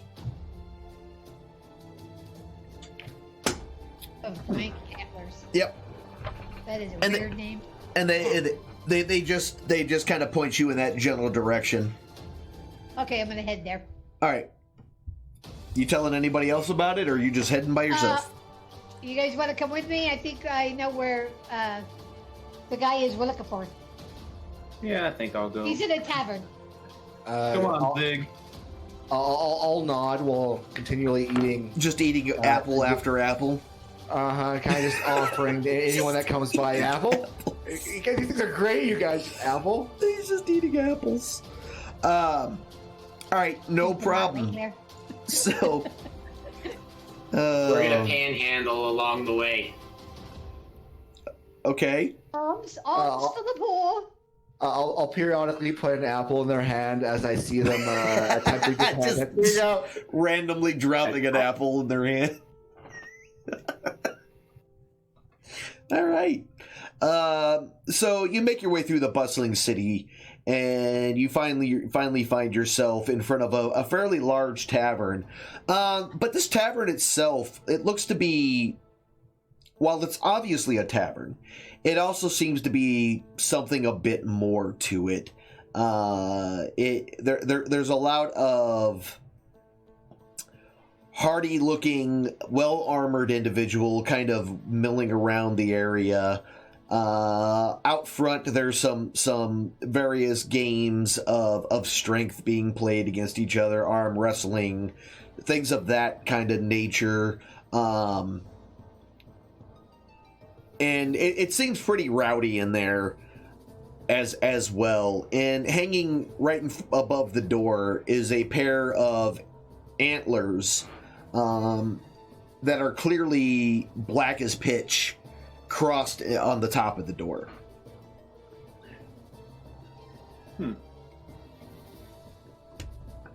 Does this place look shady? No, it doesn't. It just looks like an extremely lively tavern. Zig will order a drink and not pay for it. Okay. What kind of drink are you ordering? So you walked Take inside. him in jail. A big one. A big one, just a big drink. All right, so Just give him a keg.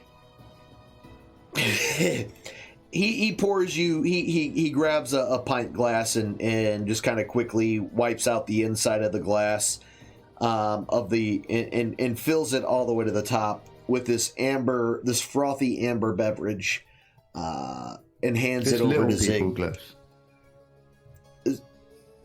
He kind of raises one finger, and the bartender himself is this kind of rather pretty spry looking halfling.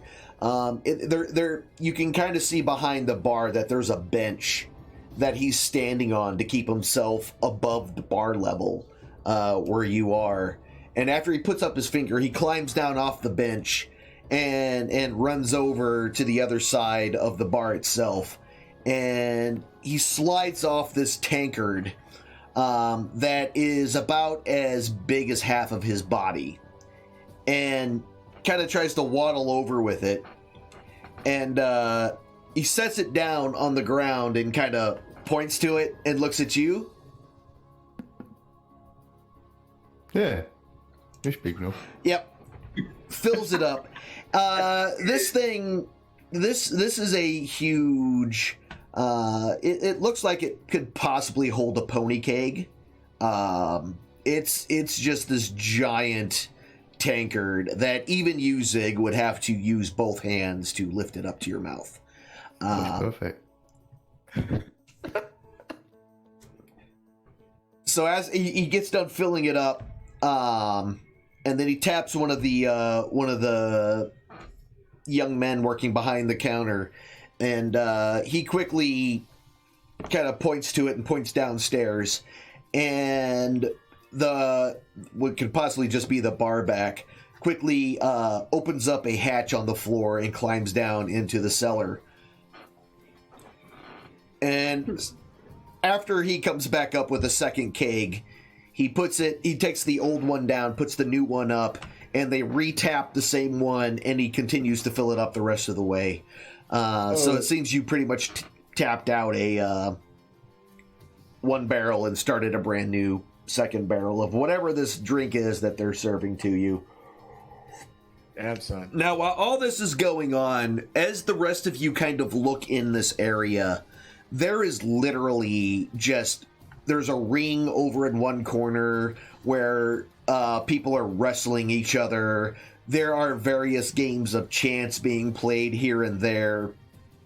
There just is a whole lot of just activity, competitions just happening all over the place. Gambling, you say? Yes, gambling is one of the things that is happening. And over on one side, there is a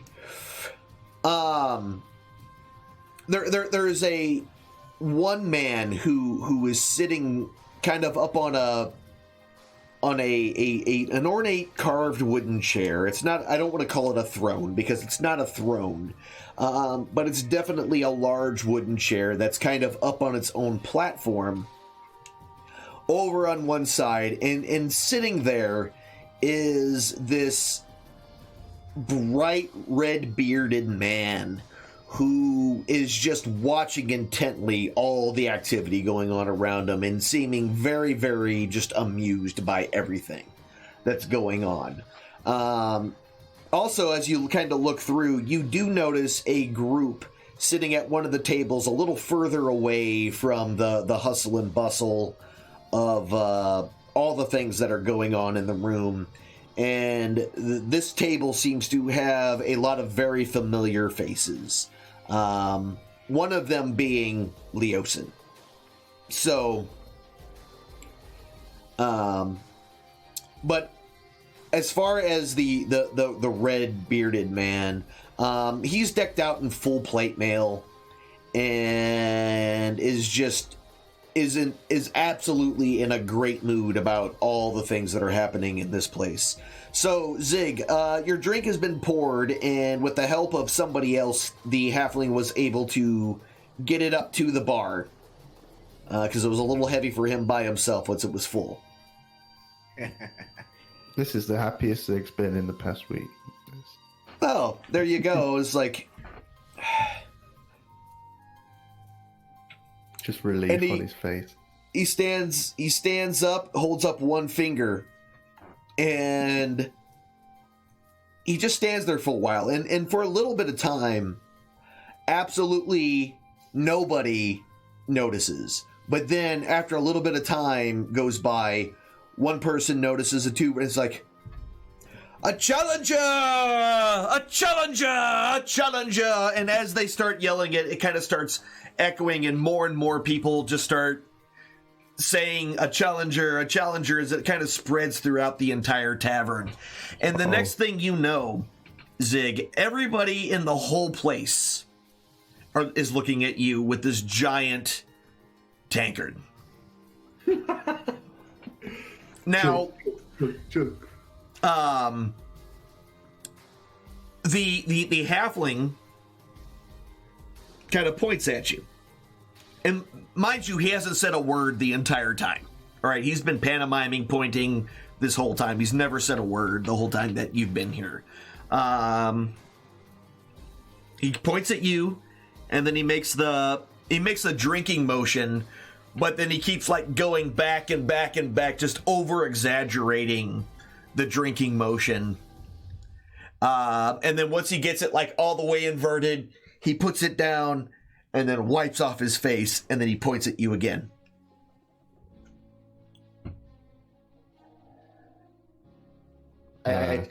Chug.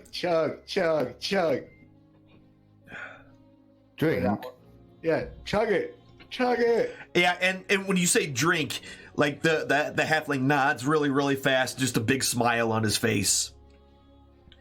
And even the red-haired man, who was being loud as he could be, like the whole place is almost dead quiet now, and everybody, even the people fighting and like sparring with each other, have stopped to watch. Zig has no idea what's going on. He just drinks it. Okay. Are you, like, how are you drinking it?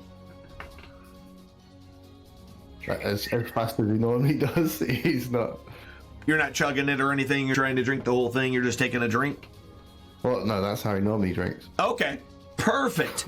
Okay, so as you start drinking, and just gulp, give me a Constitution check. Oh. The good news on that roll. Okay. All right. Go ahead and use that inspiration. To his room. Well, heck yeah. Luckily for you, the first one was the second one actually did. So you keep drinking. You're able to just keep gulping this down. This is an amazingly ridiculous amount of liquid that you are currently putting away right now. So you're still just glug glug glug glug, just whatever this beer or cider or whatever this concoction is, you don't even know. You're not even having a chance to taste it as it's just running right down the back of your throat into your stomach. You're about halfway done with it now. Give me another con check. Roll big. Whammies, no whammies. Okay. All right. So you're getting a little lightheaded and woozy at this point. But you're still just chugging away at this, and the longer you go, the rest of you kind of notice that there's as he gets a quarter of the way, nobody really says anything, but as he gets to the halfway point, you can kind of sense this excitement running through the crowd, where I guess maybe perhaps people don't get this far normally, and the size of this man, this guy, maybe you start hearing whispers about how big he is and maybe he'll be able to do it. So you just gluck, gluck, gluck, and you're about 3/4 of the way done, give me another con check.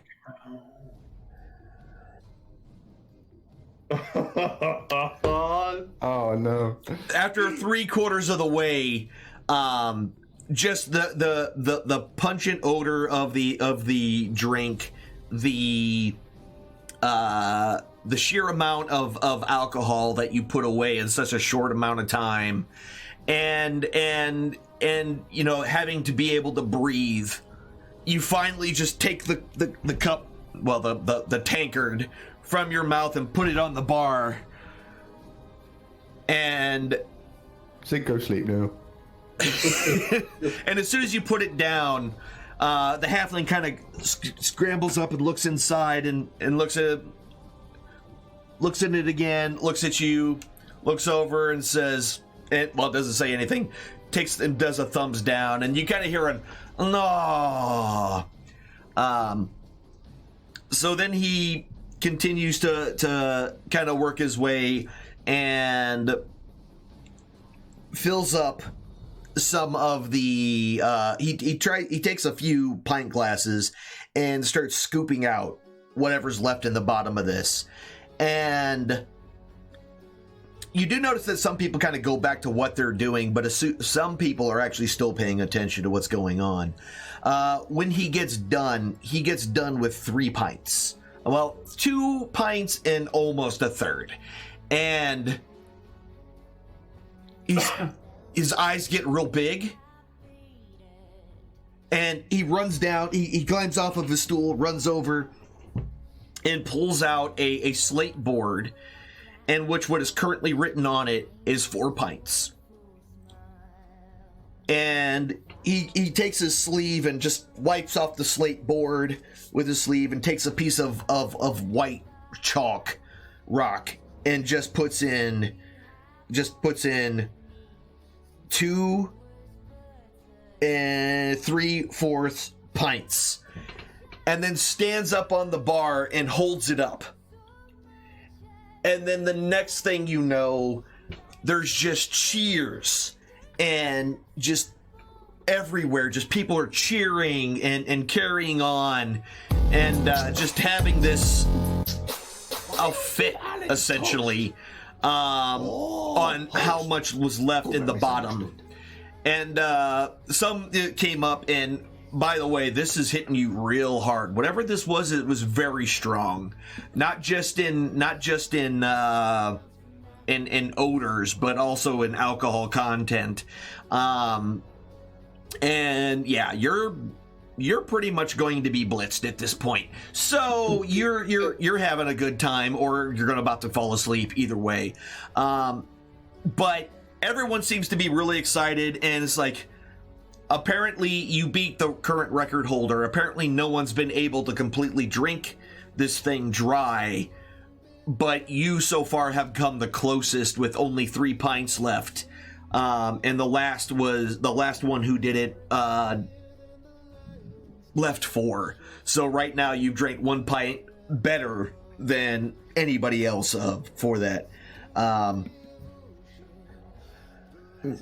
Zig's plan was to have a quiet drink at the bar while the other people talked to me. Well, that didn't work out for you, now did it?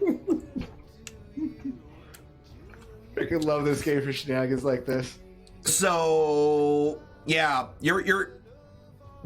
now he takes the 3 pints and he puts them in front of you, and kind of just raises his hands like, here you go, this is what's left. And he quickly kind of comes back, and he turns over the tankard as best he can, shakes it out, and then fills it with water, sloshes it around, turns it upside down, and puts it back at the location in which it was located whenever he pulled it out before, and starts to tend to everybody else who's there as well. All right, so you guys do see, like I said, you definitely could see Leosin and his group. They were watching intently as well. The place kind of, once everything was said and done, it kind of went back to all the things happening all over the place. I'd like to go gamble. Okay. I'm going to go table to table and collect funds for Zig's hangover and not give it to him.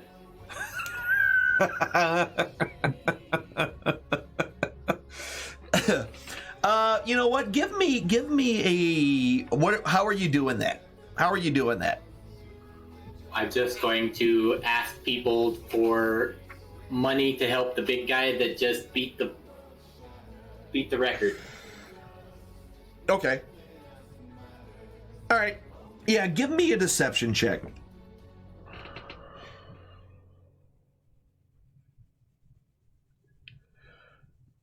Okay, yeah. So you're going around and asking everybody in the place. A lot of people are drunk or in various states of drinking, and most of them aren't, paying too much attention. But you're able to concoct a story that makes them all just extremely happy that he was able to do it, and decided that after some time you were able to pick up about 30 gold total from everyone in the bar. Everyone could pitch in a little bit.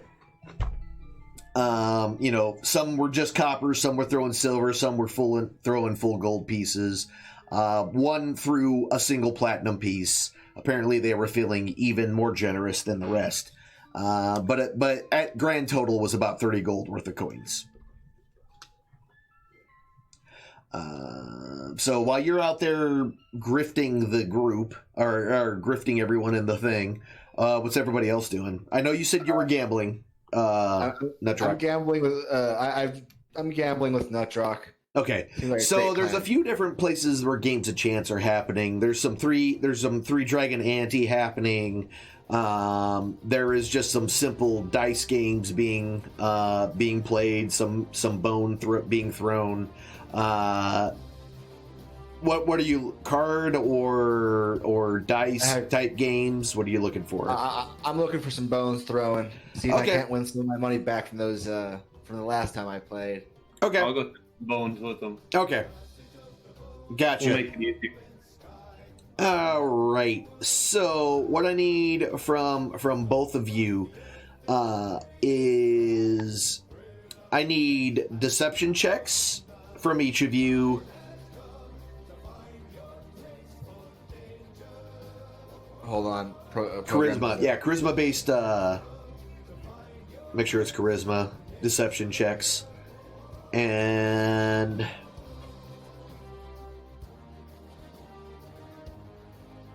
okay.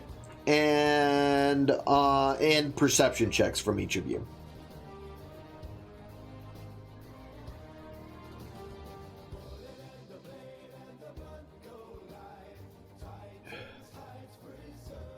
All right, so Zazer, you are a sly dog.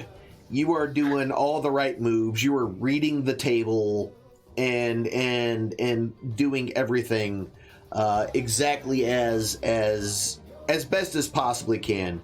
So after a while of playing, you find yourself ahead about 20 gold.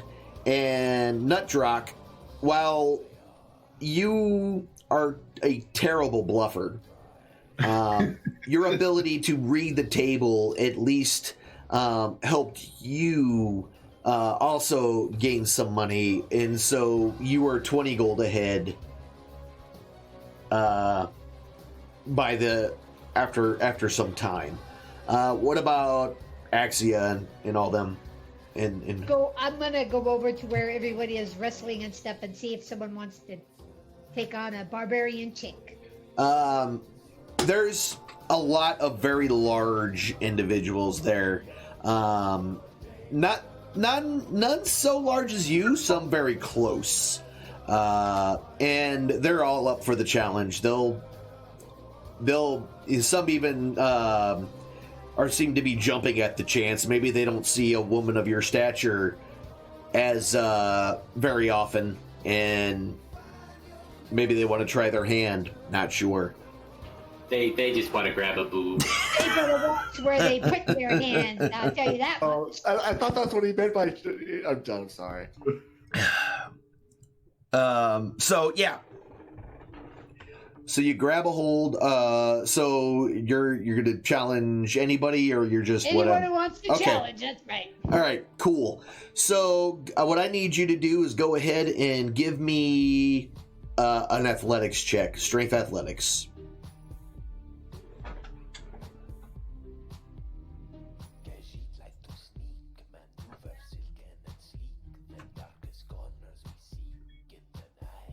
Oh, that was crappy.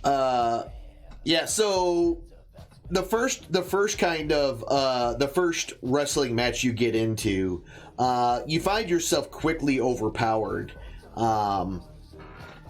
and you're now on the defensive. Go ahead and give me another one. I need more drink first.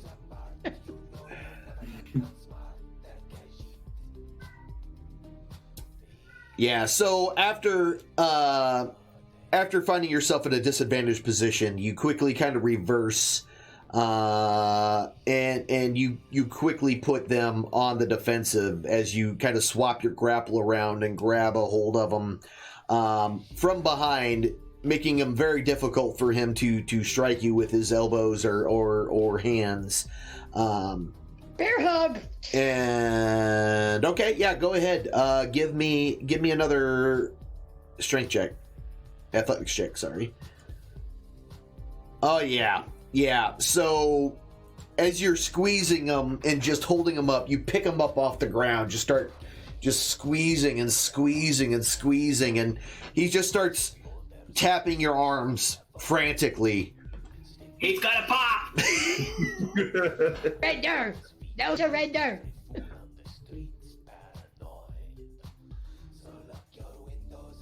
And yeah, are you letting him go? Because everyone starts to try to step in once he starts tapping. Fine. Fine. You wimp. So after that one, after that happens, and he's kind of brought over. He's brought an ale, and he just kind of sits there and he's rubbing his ribs. Just you don't know if you one of them may have broken. You're not entirely sure. I'm gonna buy him an ale too. Okay. So, somebody comes up to you and gives you 10 gold because they bet on you that you would win, and since nobody knew who you were, the odds were not. The odds were actually amazing because you were the underdog, because that was one of their best grapplers.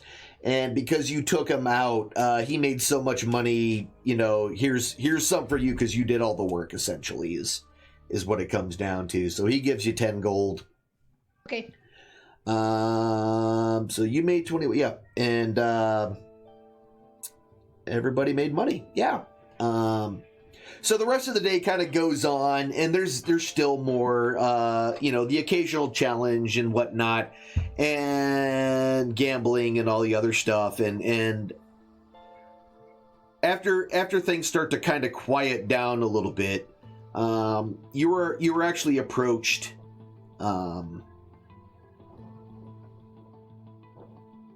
by Leosin and his crew, and are asked to come join them at the table for basically dinner, their treat. Sounds amazing. It's been a little while since I've had a good meal. Zig, free food. Let's go. Zig's still asleep at the bar. He's like passed out. He's like, what? He'll be fine. Zig is actually singing at the. He's singing. He's doing all the sing. Yeah, having a time. Got it. So as you start sitting around and eating, he's like, "I'm very glad that you all were able to make it. So, what is the news?" I kind of lift my arms up a little bit, kind of looking at the purple robes. Well, we were able to get 2 sets of robes, but I think there might be a third set wandering around with its sights against us. But we were able to get 2 sets of robes, and I see, but what about the camp? It's gone.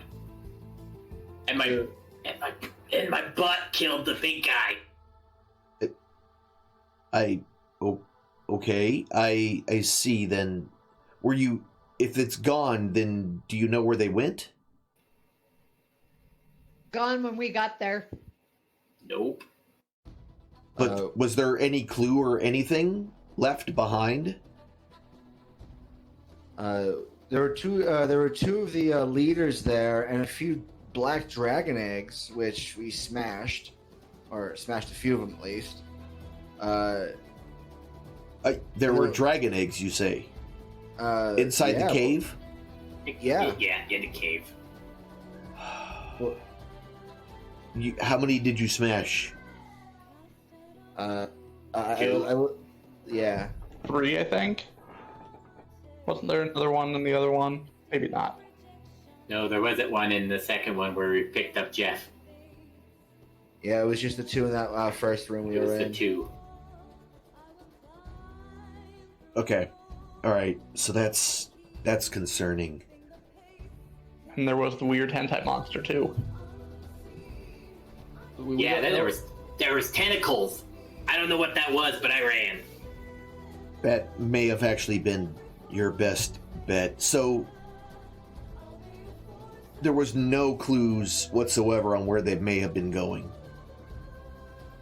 Their leaders were there, but there was no paperwork or anything that you found? I have this weird note thing that we got off some guys that jumped us on it right here.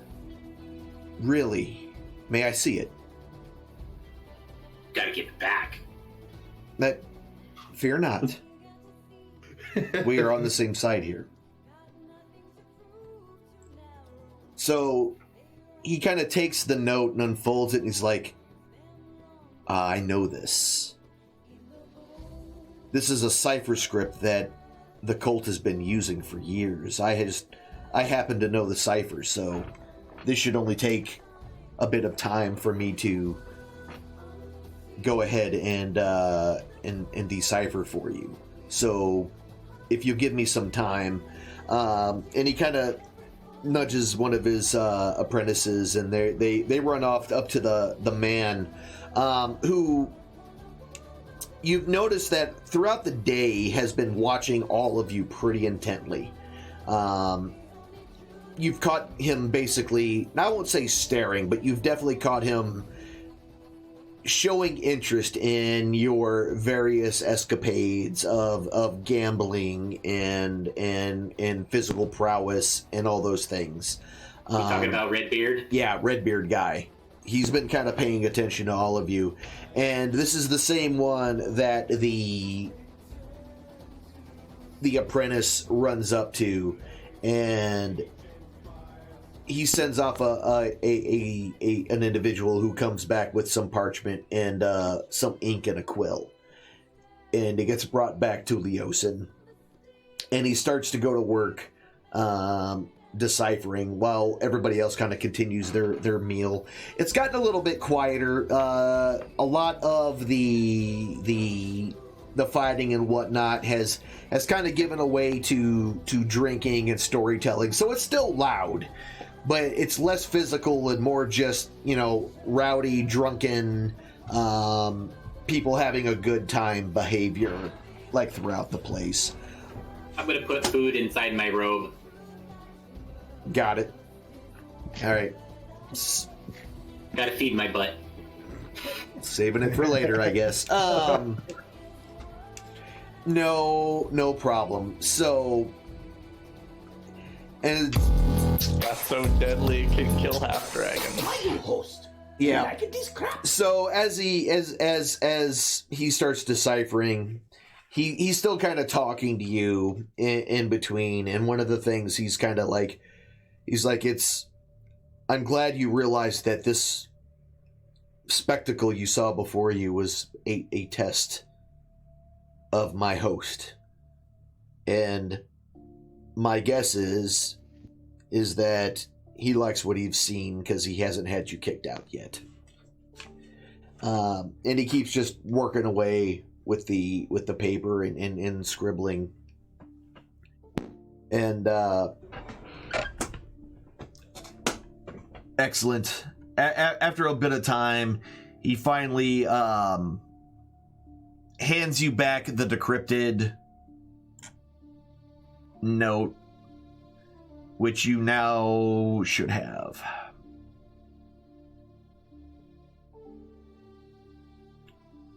Tac. Yep. And if you click it, you should be able to read it. So it doesn't say anything. When you look at the notes, it doesn't show anything?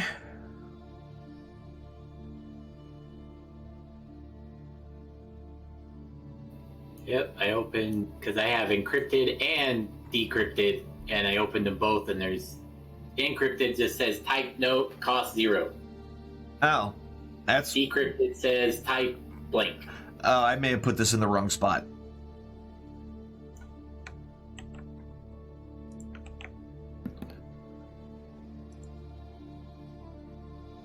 No, that's a type.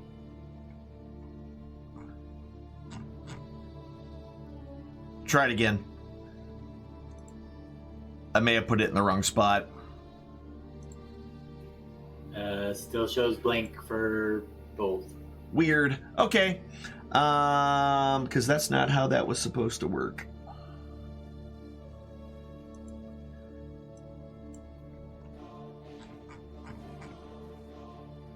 All right, so I'm going to have to do this a different way then.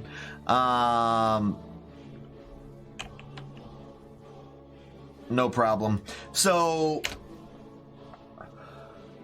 what is your name? It's Tac Toc.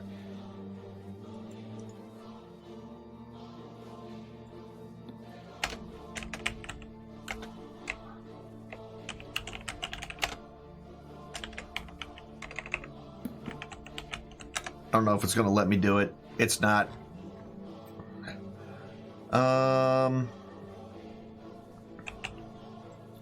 Okay. Anyway.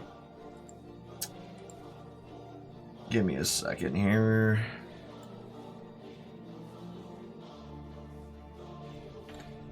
This is going to be kind of long.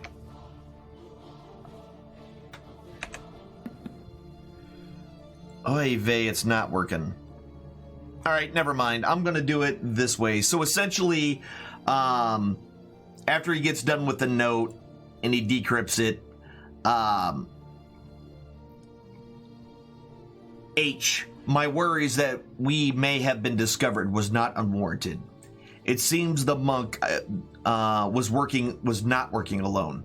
I am sending your scout team back to check on Mondeth in the hatchery.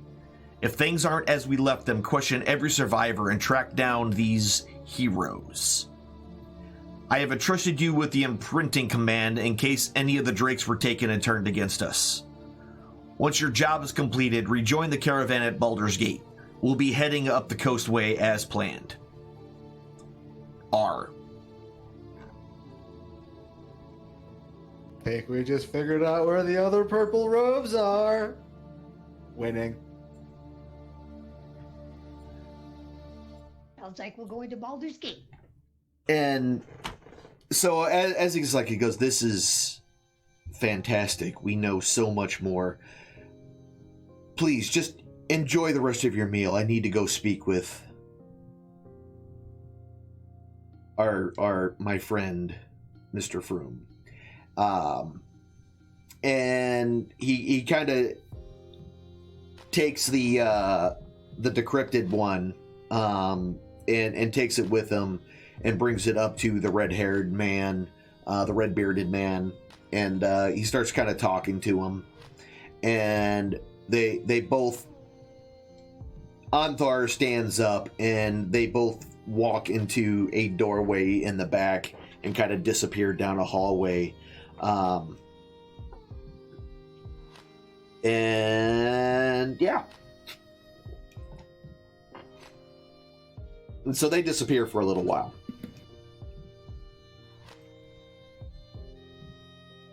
Is Zig still singing, or is Zig's been singing this whole time. Ah, shit. As soon as I finish up with my meal, I want to go see if I can't join him in his antics. See if I can't find an instrument I can play terribly.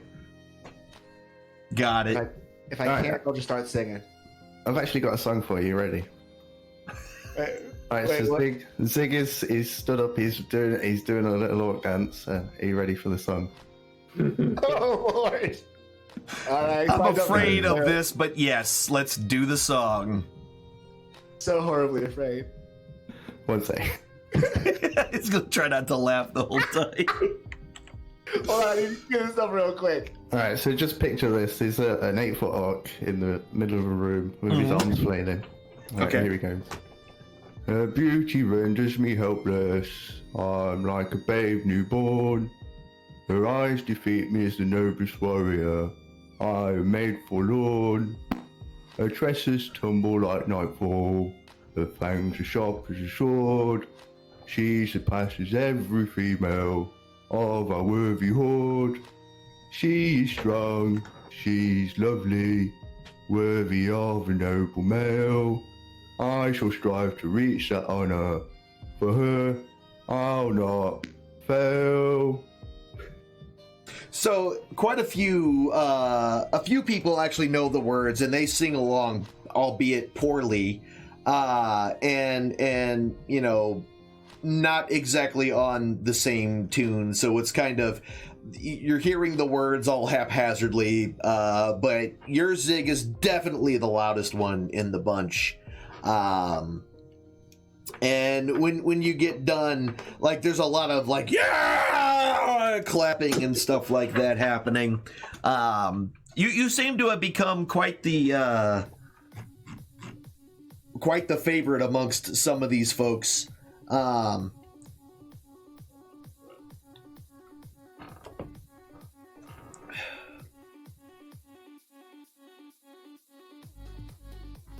So after a little bit of time, eventually after the songs and everything, and it starts getting late into the evening, a young person, a young man, probably around 16 to 17 years of age, kind of walks up to where the largest group of all of you are hanging out, and it's like, Sir Froom would like to speak with you. Froom. Would you please follow me? And he kind of waits for you to kind of gather your things and go and follow him. Are you doing it, or what are you doing? Yeah, I'll get up and follow. Okay. I'll follow him. So Esquire kind of takes you back to that same door off the common area that you saw both the red-bearded man and Leosin go into earlier after the decryption of that document. And they as he kind of brings you in, he opens the door and ushers you all to walk inside. And inside this place is kind of this, it looks like an office, essentially. It's got a large ornate desk in the middle of it, behind which Froom is sitting. Is kind of sitting off on a chair. Off to his right side is Leosin, and they're both kind of looking over that paper, that parchment with the runes on it, and the whole place is kind of just there's a bear rug on the floor. It's just got this very rustic, manly feel to the whole place, and as he's kind of digging through, after the last of you walks into the door, the young man closes the door behind him, And as you kind of get in there, you see that off on a table on the other side of the room, there are several pictures of a dark red liquid and a glass for everybody in the room. Now, the red-bearded man this time around, what you've noticed all day, that he's just been smiles and loud and rambunctious and just kind of enjoying the camaraderie and all the things that have been happening throughout the entire day. But now his face is solemn and has this extremely serious and business kind of look to him. So as you kind of get settled in, he kind of motions for some chairs that have been kind of sat out in front of his desk in kind of a semicircle in front, and he waits for you all to take your seats. And after Zig's totally not there. He's still in the bar. Okay, so Zig didn't come in? No problem. Nope. I didn't know that I was close enough to hear the squire carrying on, so I thought I was still singing with Zig and what he was doing. Well, he was wherever the majority of you were. So if you weren't with the major part of the group, then and you guys are still outside, and it's like, so after you kind of sit, it's like, where's the other two? The one with the horns and the one who nearly finished the flagon. They're at the bar. Are they not part of your group? They are. They're just drunk. Well, let's discuss that. This freaking guy right here. I see. They're part of the group, but it's probably better to leave. We'll explain it to him after we leave. Okay. I see. That's fine. My friends, we have important business to discuss then. At this point, you know almost as much as what's going on as we do. And, well, thanks to you, we know twice as much today as we did 10 days ago. Something terribly rotten is afoot. Currently, we have no formal organization to oppose this threat. At least not yet. We, and he kind of motions towards Leosin and himself, we are currently working on that. And we need people like you, who know how and when to fight, and how and when to keep their heads down and just watch. I can't promise you anything except long days filled with danger and stress. But hey, what could be better than that? And for the first time since you have walked in this room, he kind of cracks a wry smile. And so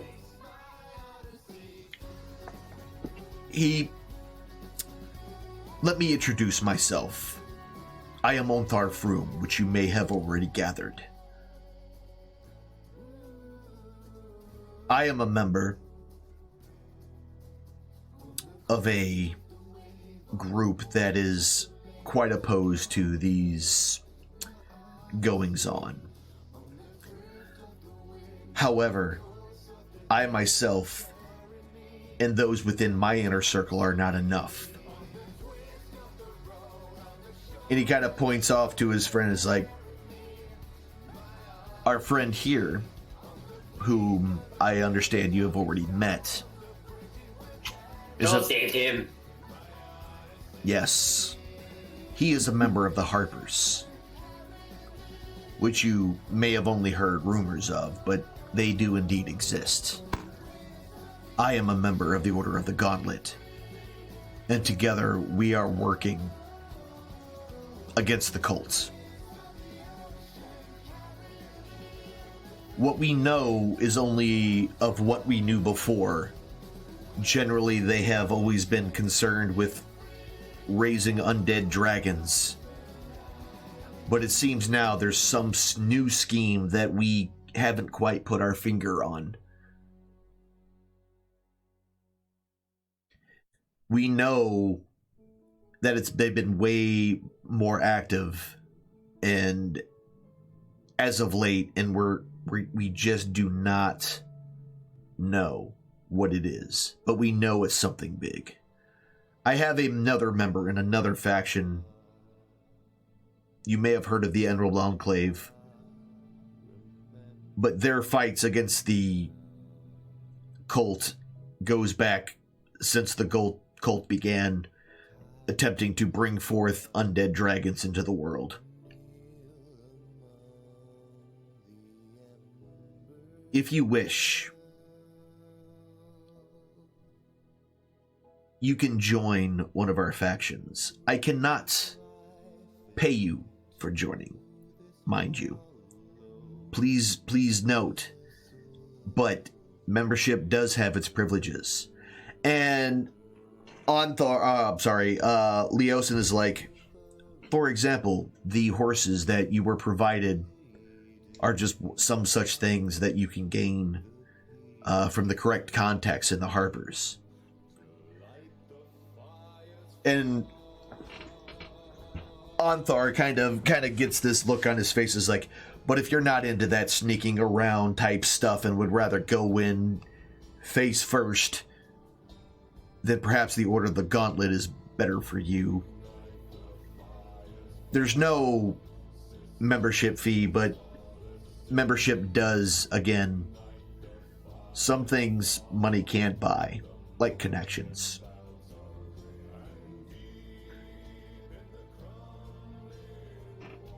And so, as they're kind of talking about it, Leosin kind of pulls out a necklace that he's had around his neck that he's kind of had hidden. And he kind of shows you this thing, and it's basically a silver harp sitting right in the middle of a crescent moon.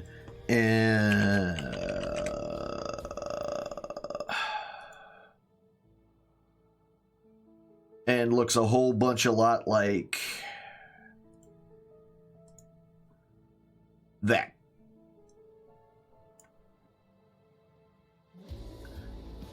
And then Froome kind of shows you his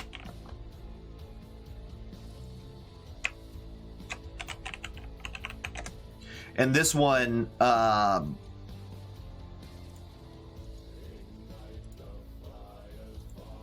whoops. This one here is basically a gauntleted hand that's holding on to a sword by the blade.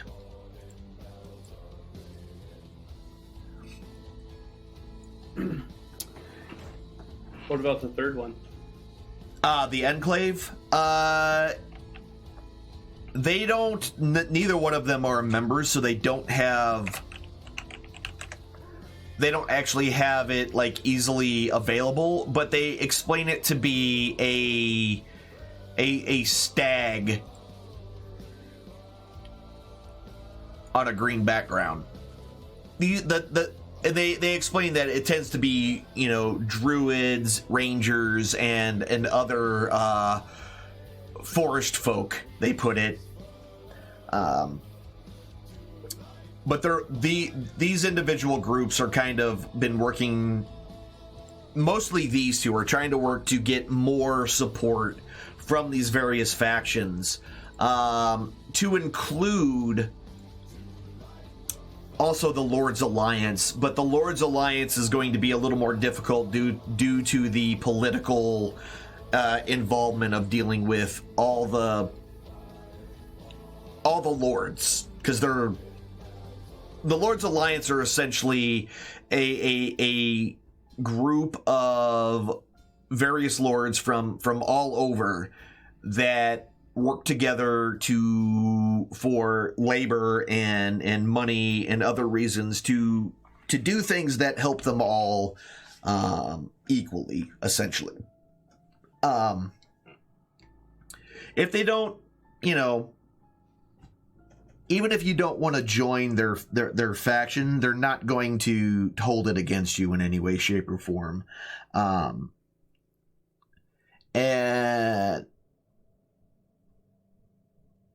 they, yeah, so you don't have to join. They're not going to make you, but they would like you to assist them now that they know at least partially where this treasure is going. So, do we all have to join one faction? No. Or like, Nope. I join this one and everyone else join the other one? Mm-hmm. Factions are nothing more. Factions are nothing more than these various organizations that exist throughout the realms, throughout Faerun. Each kind of do things differently and have their own ideologies. What I would say here, and again, you don't have to join or anything, but what I would suggest is after the game tonight, don't make the decision like now, but kind of read up on the factions and what they're about. And if any of their morals and how they do things appeals to you, then, you know, we can join at least out of the Harpers and the Gauntlet. and the Gauntlet, because they have members here that are actively trying to recruit you into those. So they basically say it's like, so we know that the cult's been amassing treasure. So as the evening goes on and you kind of dig into the whole meat and potatoes of exactly what's going on, thanks to you, the Harpers now know that they are amassing a ton of treasure. They knew they were amassing treasure, but they didn't realize the sheer scope of it. They also know that it's shipping north, but they don't know exactly where it's going or what they plan on doing with it. That's what they need. What's that? Do they know that they're trying to resurrect Tiamat? They've heard rumors of that, but they don't know how all that treasure. And so Tiamat's not dead, first off. Just sealed. Yeah. So there is a lot of when it comes to Tiamat, there's in the scholars, there's a lot of disparity on whether or not she's actually a god or she's only venerated as a god and creator of all dragons, or she is the actual creator of all dragons. She's known to have served demons and devils in the past. Right now, she now owns a layer, or she's now the ruler of a layer of hell since she's been banished from the material plane with no way to come back. So there's just a lot of, is she just a super powerful mortal dragon that just happens to, you know, embody the pure hatred of all 5 types of chromatic dragons into one entity? Is she actually a goddess? That's still kind of up in the air. There's a lot of debate on what that is. However, they still, one thing that's universal is that her archenemy is Bahamut, which is the god of all good dragons. So, and there's almost no doubt in anyone's mind that he is actually the creator and god of all good dragons. So all the wonder of it comes around to whether or not Tiamat actually is a goddess, whether or not she's just an extremely powerful goddess-like mortal, or what, essentially. So when it comes to rumors of bringing her back or resurrecting or any of those things, that's all kind of taken with a big rock of salt, because something like that is likely not possible, essentially.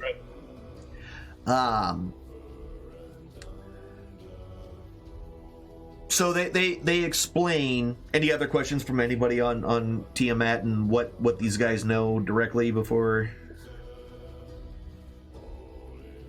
Okay, so they know now where the treasure, where it's currently going, But what they don't know is what they're going to be doing with it all, and where the final destination is. They have no idea where the final destination is.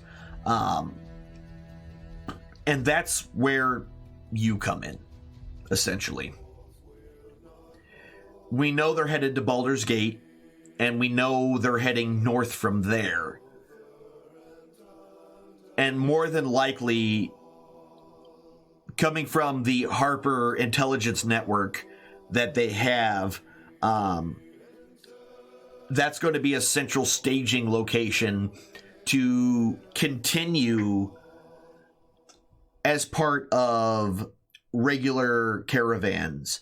So it's common practice in various places for multiple companies and caravans to combine together into one large caravan, just because the sheer number of people there makes it a much more difficult target. Essentially, it's a harder target because there's more people there, and it allows them to, each of these various companies and individuals, to spread out the cost of protecting themselves, essentially. So it's if everyone only has to hire 2 guards, it's way cheaper for each individual than it is for somebody to hire 20 guards by themselves.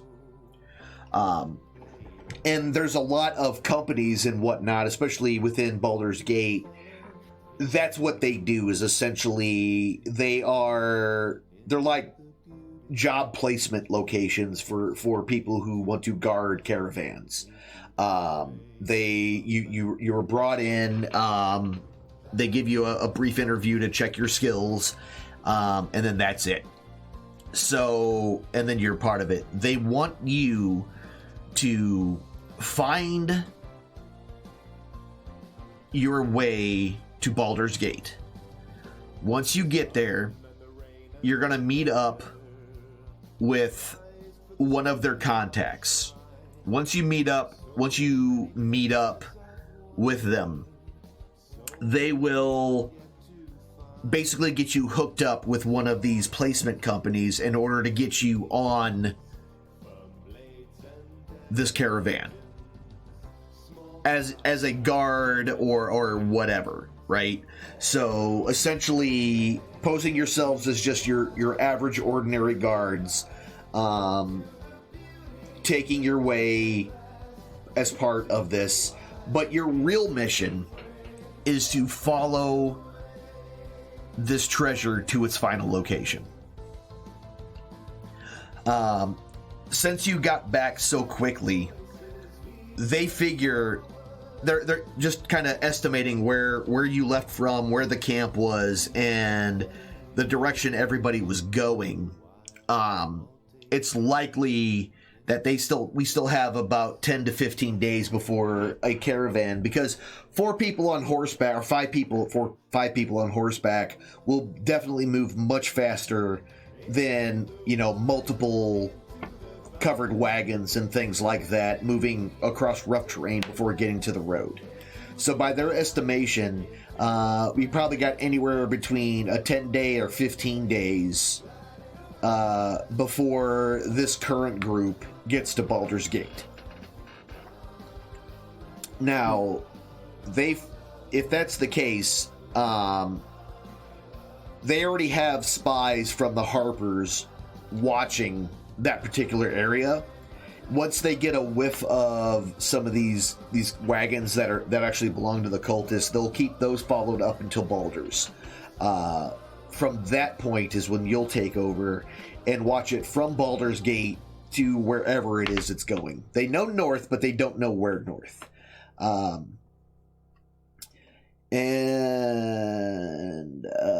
So it's about, basically for them, it's going to be about 550 miles, and it's going to take them maybe 25 to 30 days to get up there. And you yourselves only took, about 7 or 8 days to get here, give or take. So you probably got about 10 to 15 days, essentially, before they get there. Contact at Baldur's Gate we got to find? Yes.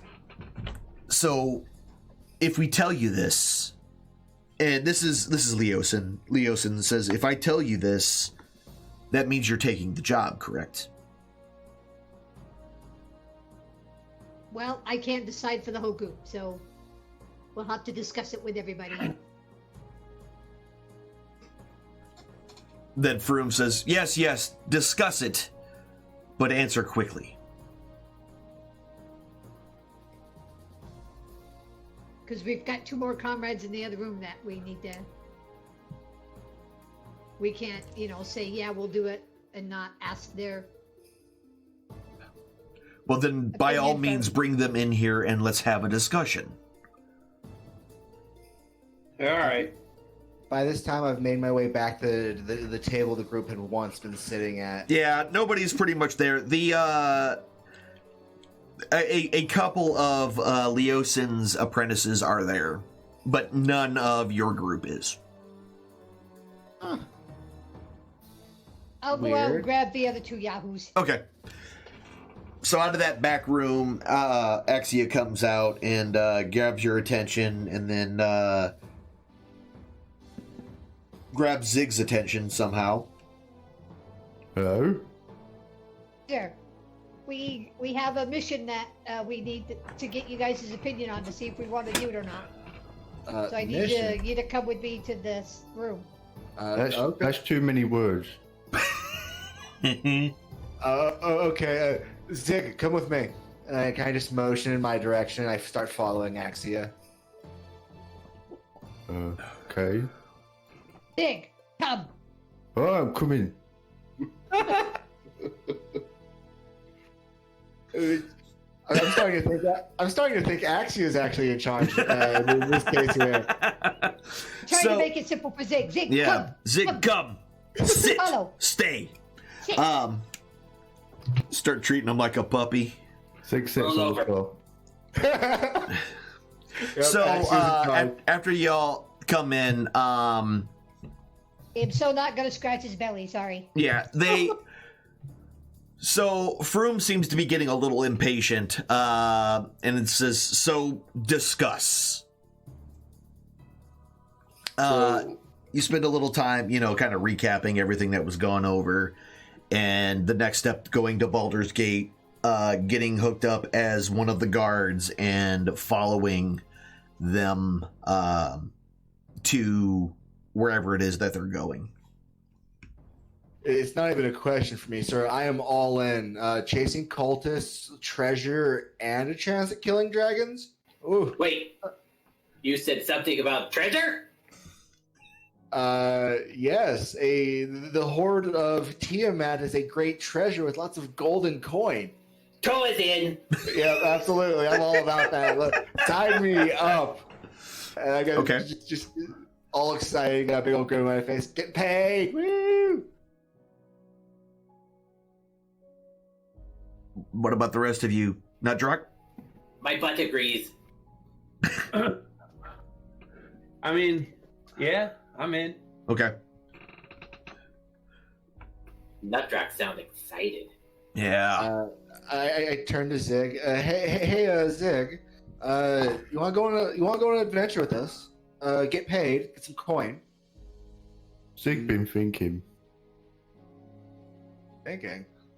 What are you thinking about? Like, he was like, thinking? This is a question? Like, you can do that? It's the first time for everything. Uh-oh. Maybe Zig's not in charge. Actually, is in That's charge. right. Toy is in charge. Maybe Zig in charge.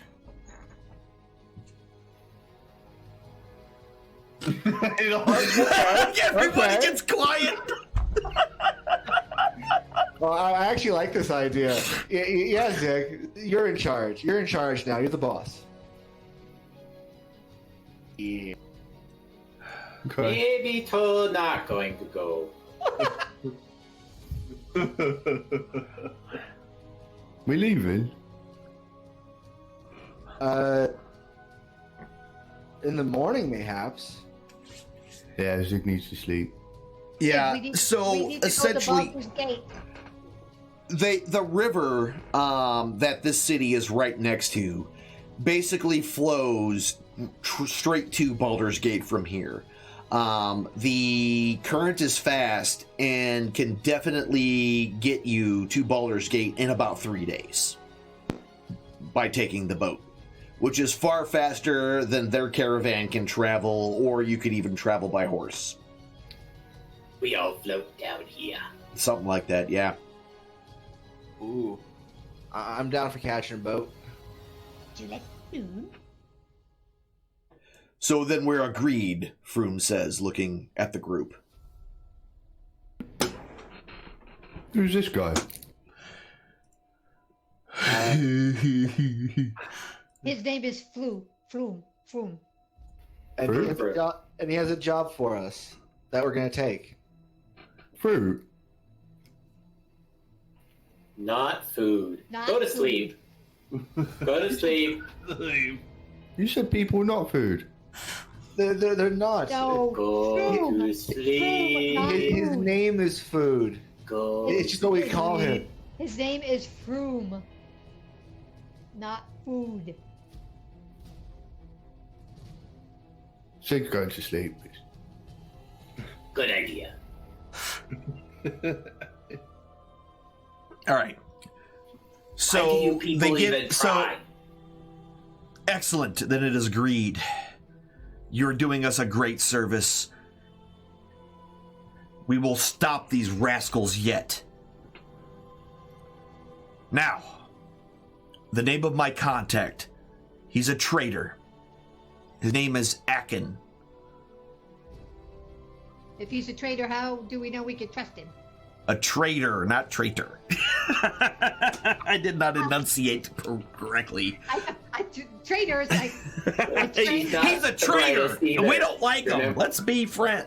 No, he's a traitor named Akin Celeban. A-I-N? A-C-K-Y-N.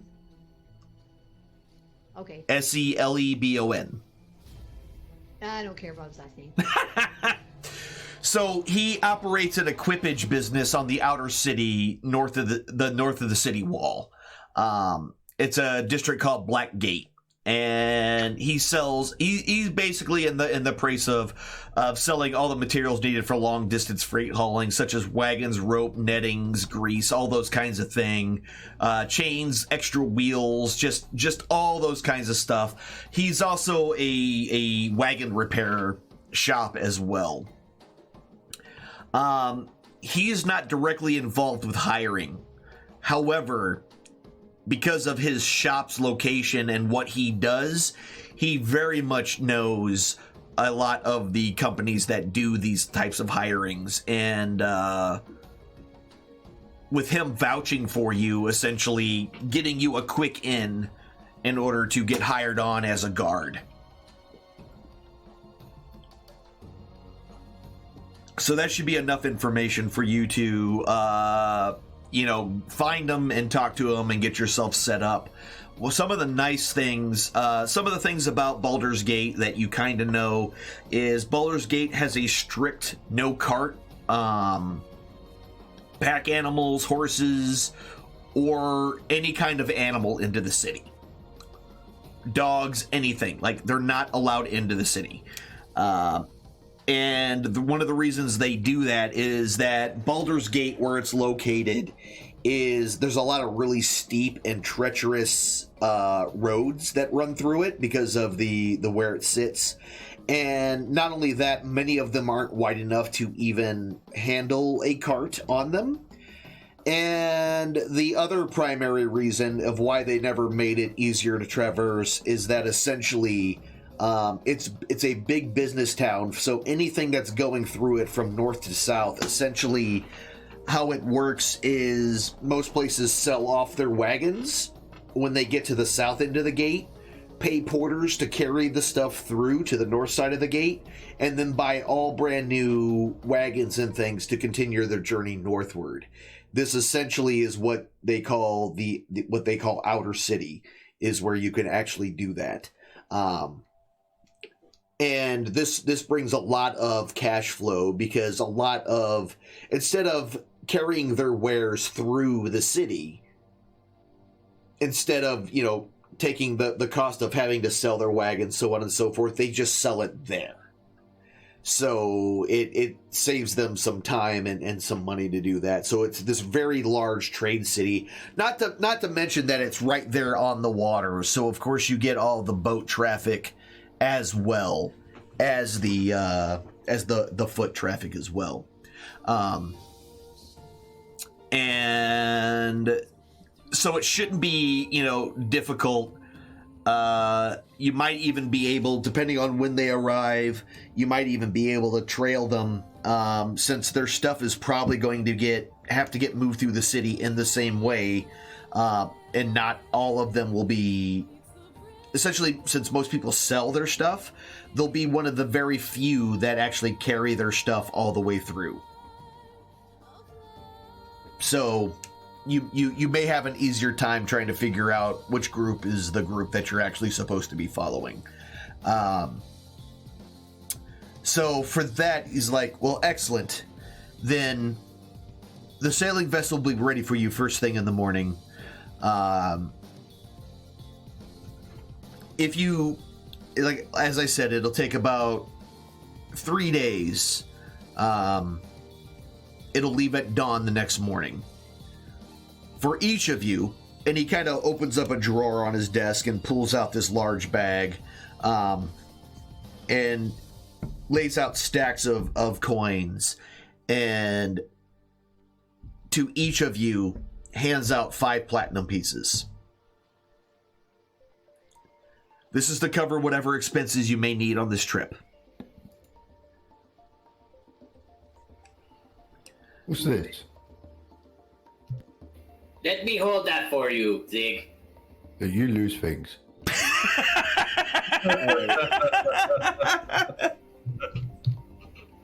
I have not lost anything. Where's the Ever. key? He's still worried about that key. The key. What key? You know what How key. would you even remember a key? You forget everything else. What Remember else? that key, though. He remembers that key. The key's right here. Look, I'll pull it out. Oh, are you sure that's even the right key from that we're looking for? That could be some random old key, you know? See, now you question Toad's ability to keep keys. He produced key. You still don't believe Toad. Oh, no, I wouldn't. Oh. I'm sorry, like, you remember you Toad's had... never done any. Toad saved Legolas, whatever his name is. You remember key when you get paid, but you don't remember key to make it easy for group. Zig, don't give him your money. He's trying to steal. Hey. Speaking of getting paid, did Leosin ever give us the money he... Hey. No, he has not given that to you yet. Ooh. You haven't asked about it, and he hasn't given it to you. Toad asked right now. But said so. Mm-hmm. What was it? It was 150 each? Yeah. Yeah. Toad gets more. So he, like, as the rest of the evening goes on, you're also paid by Leosin. One of his acolytes were holding on to it for him, and he did pay every single one of you. In addition to that, Froome lets you know, he gives you a simple password basically to use at various stores around the place. So essentially suggesting that perhaps you should change out of the clothes you've been wearing for these past few days, and, change your appearance as much as possible to make yourself less noticeable in case, any one of these cultists may recognize you. How's this? We're gonna split. Oh my god. So as soon as you as soon as Tick jumps off of Tack, or no, Other way. Yeah. Tack jumps off of Tick. Both men jump up and kind of pull back, immediately with Froome's hand going to his sword hilt, and halfway pulling it out. Got him. Hey, Hey, Leosin should know already. He was there when that's we right. formed Leosin that's right. going back to the- I forgot. Right. I forgot. Yeah, that's right. No, Leosin didn't know. That's why we had one less horse. No, we had enough horses.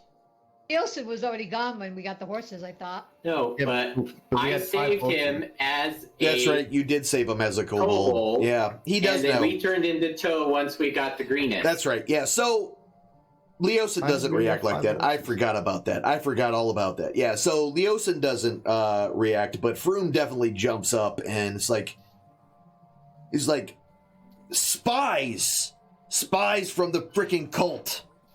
Spies. It's mine. He draws his We sword. know spies. We saved Leosin. Tell him. It is true. These kobolds had indeed been instrumental to my being freed from the shackles of the cult. And my brother killed the half dragon. Spies tell lies. Wait, I mean, And as soon as you his said that- head's in Zig's bag if you want it. wait. Which one? They said lost key, but has key. Leg. The blue one, then. The blue one. He attacked me, my brother saw it, and he killed him. Zig is He wearing his fooled armor. himself. It's where we got the robes from, and I kind of like I do see. the arm lifting thing with the robes that I'm wearing. I highly suggest that those do not be worn anywhere where they are easily seen, especially around the cult. Because if those are indeed wearers of purple robes, they will be recognized. And you will be giving up who you are. I was growing rather fond of them, but you're right. So I'll get you you- all are all basically, you have free reign as far as going through and picking up brand new weapons. Essentially, the password is giving you kind of free reign for any kind of adventuring gear, weapons, and even armor that you may want to pick up. Plate mail? Even plate mail. I can't wear armor. What about magical items? They have nothing like that. This is essentially you going to the local vendors and purchasing from them. So the only problem with plate armor, though, is that it does usually take a day for them to adjust it to the wearer's size. But being that you are on the mission you are and that you have the password, he is willing to work overnight on it for you. Well, Zig needs to get rid of his split mail because it was legs. Banged. Okay. Yeah. That makes sense. Makes What's sense. the password? It doesn't matter. Oh, okay. Not you don't need to know the exact password. He just gives you a Okay. word that you're able to use throughout town. So essentially you guys can buy weapons and armor, and like if you need new rope or lanterns and oil and things like that. As long as you don't go like crazy and try to buy, everything in the place for free. Essentially like a weapon or two, some ammunition for that weapon, and a new suit of armor, if that's what you would like. Something like that. And then of course you can change out, buy a brand new clothes, whether or not it's common clothes, whatever, as well to make you essentially not look the same as you do now. Can I get another cube? Sure. You can have a cube. There's a woodworker that just happens to have a nicely polished up wooden cube. I want to pick up. Oh, yes. You and a cube. I would also like to pick up an extra 10 gold pieces of charcoal, just in case I need to do an emergency resummon. Yeah, and you can, like I said, a lot of that stuff. So you want to grab the charcoal, you can definitely do that as well. So when you talk about weapons, like, what are you looking for? could we do like an adamant weapon or a mithril weapon type thing? They don't have anything that exotic. Man. Okay.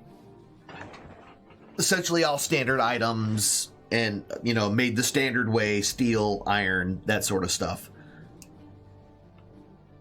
And regular iron, not cold iron. Get that out of the way too. All right. However, if you... Let's see, hold on.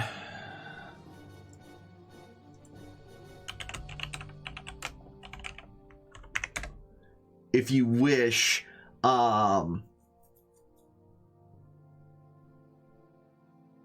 you could probably get a weapon silvered if you want.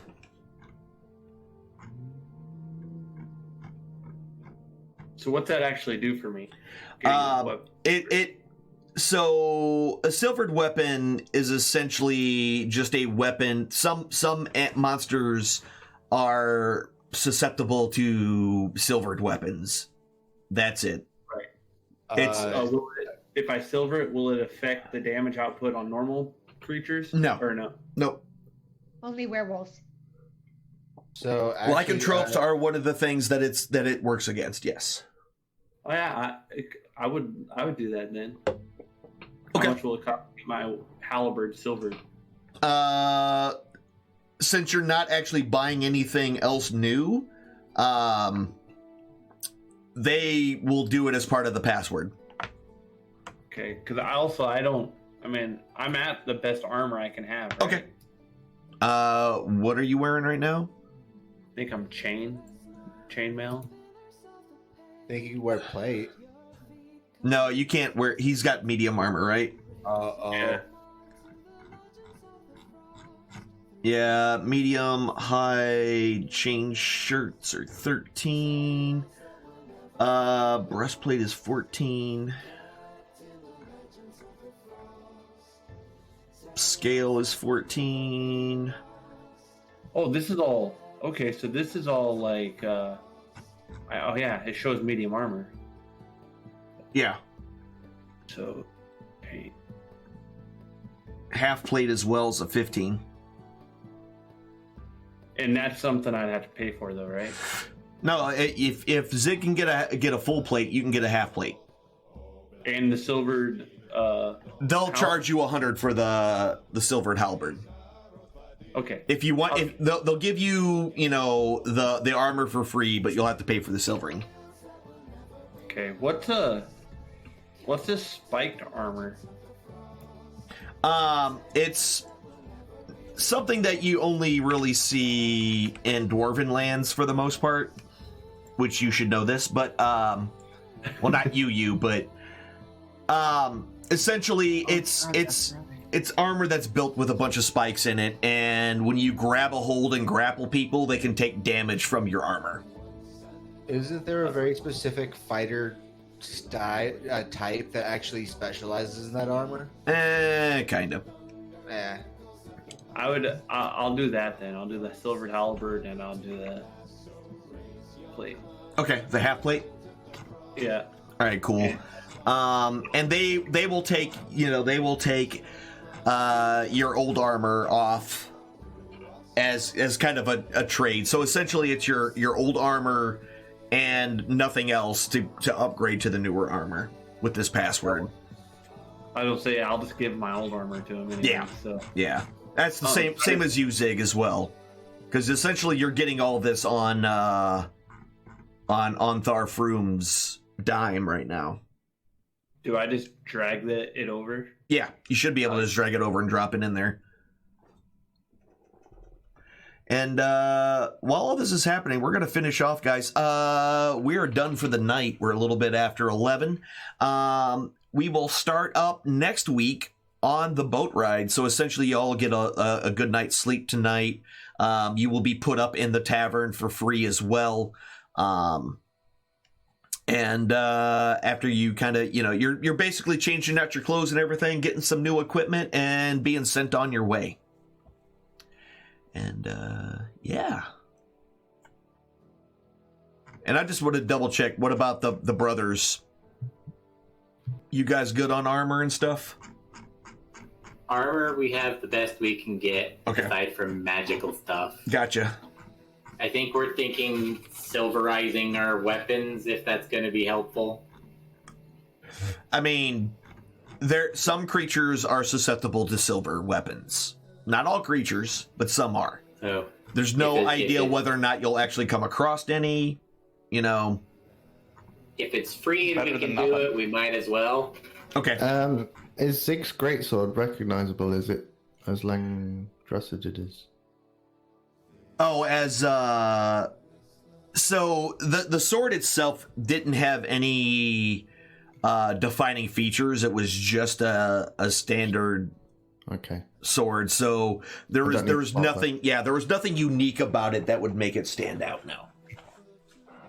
So in the weapons list, I don't see a silvered halberd. I gotta add it. It's a thing I gotta add. I have a question. Yes. So I'm gonna get some new common clothes since I can't wear armor, just so that I look different. Yep. And then I would like to do the silver great axe, but can I get a bear etched on it? Oh yeah, yeah. They'll definitely do something like that. They don't get a lot of adding flourishes and things like that. They don't, like most people just want just give me this, but you're adding something a little special to it. So they definitely will be able to add that to you. Those are the two things that I want to get. Okay, so let me make sure I got this. We need a halberd, got it, and then I gotta go to the forge. And I got rid of my armor already. The other armor. Okay, cool.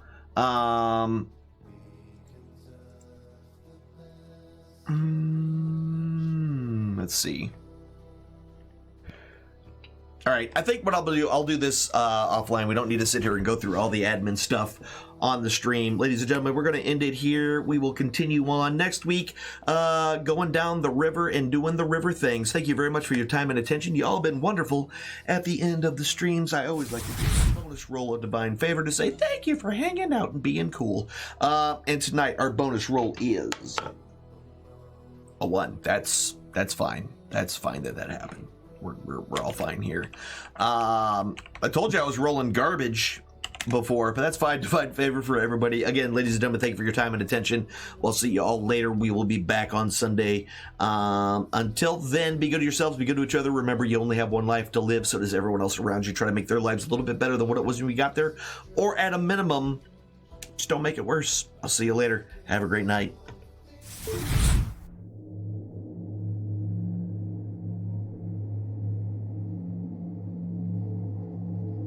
The eye rests. It has shown you all it can for now.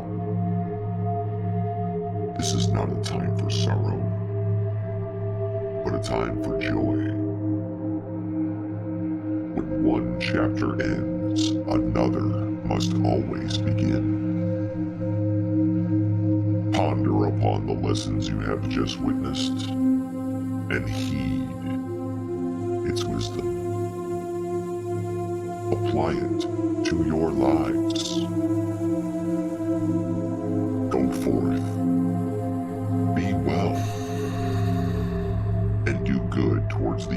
characters that enter your story. Let your chapter and their book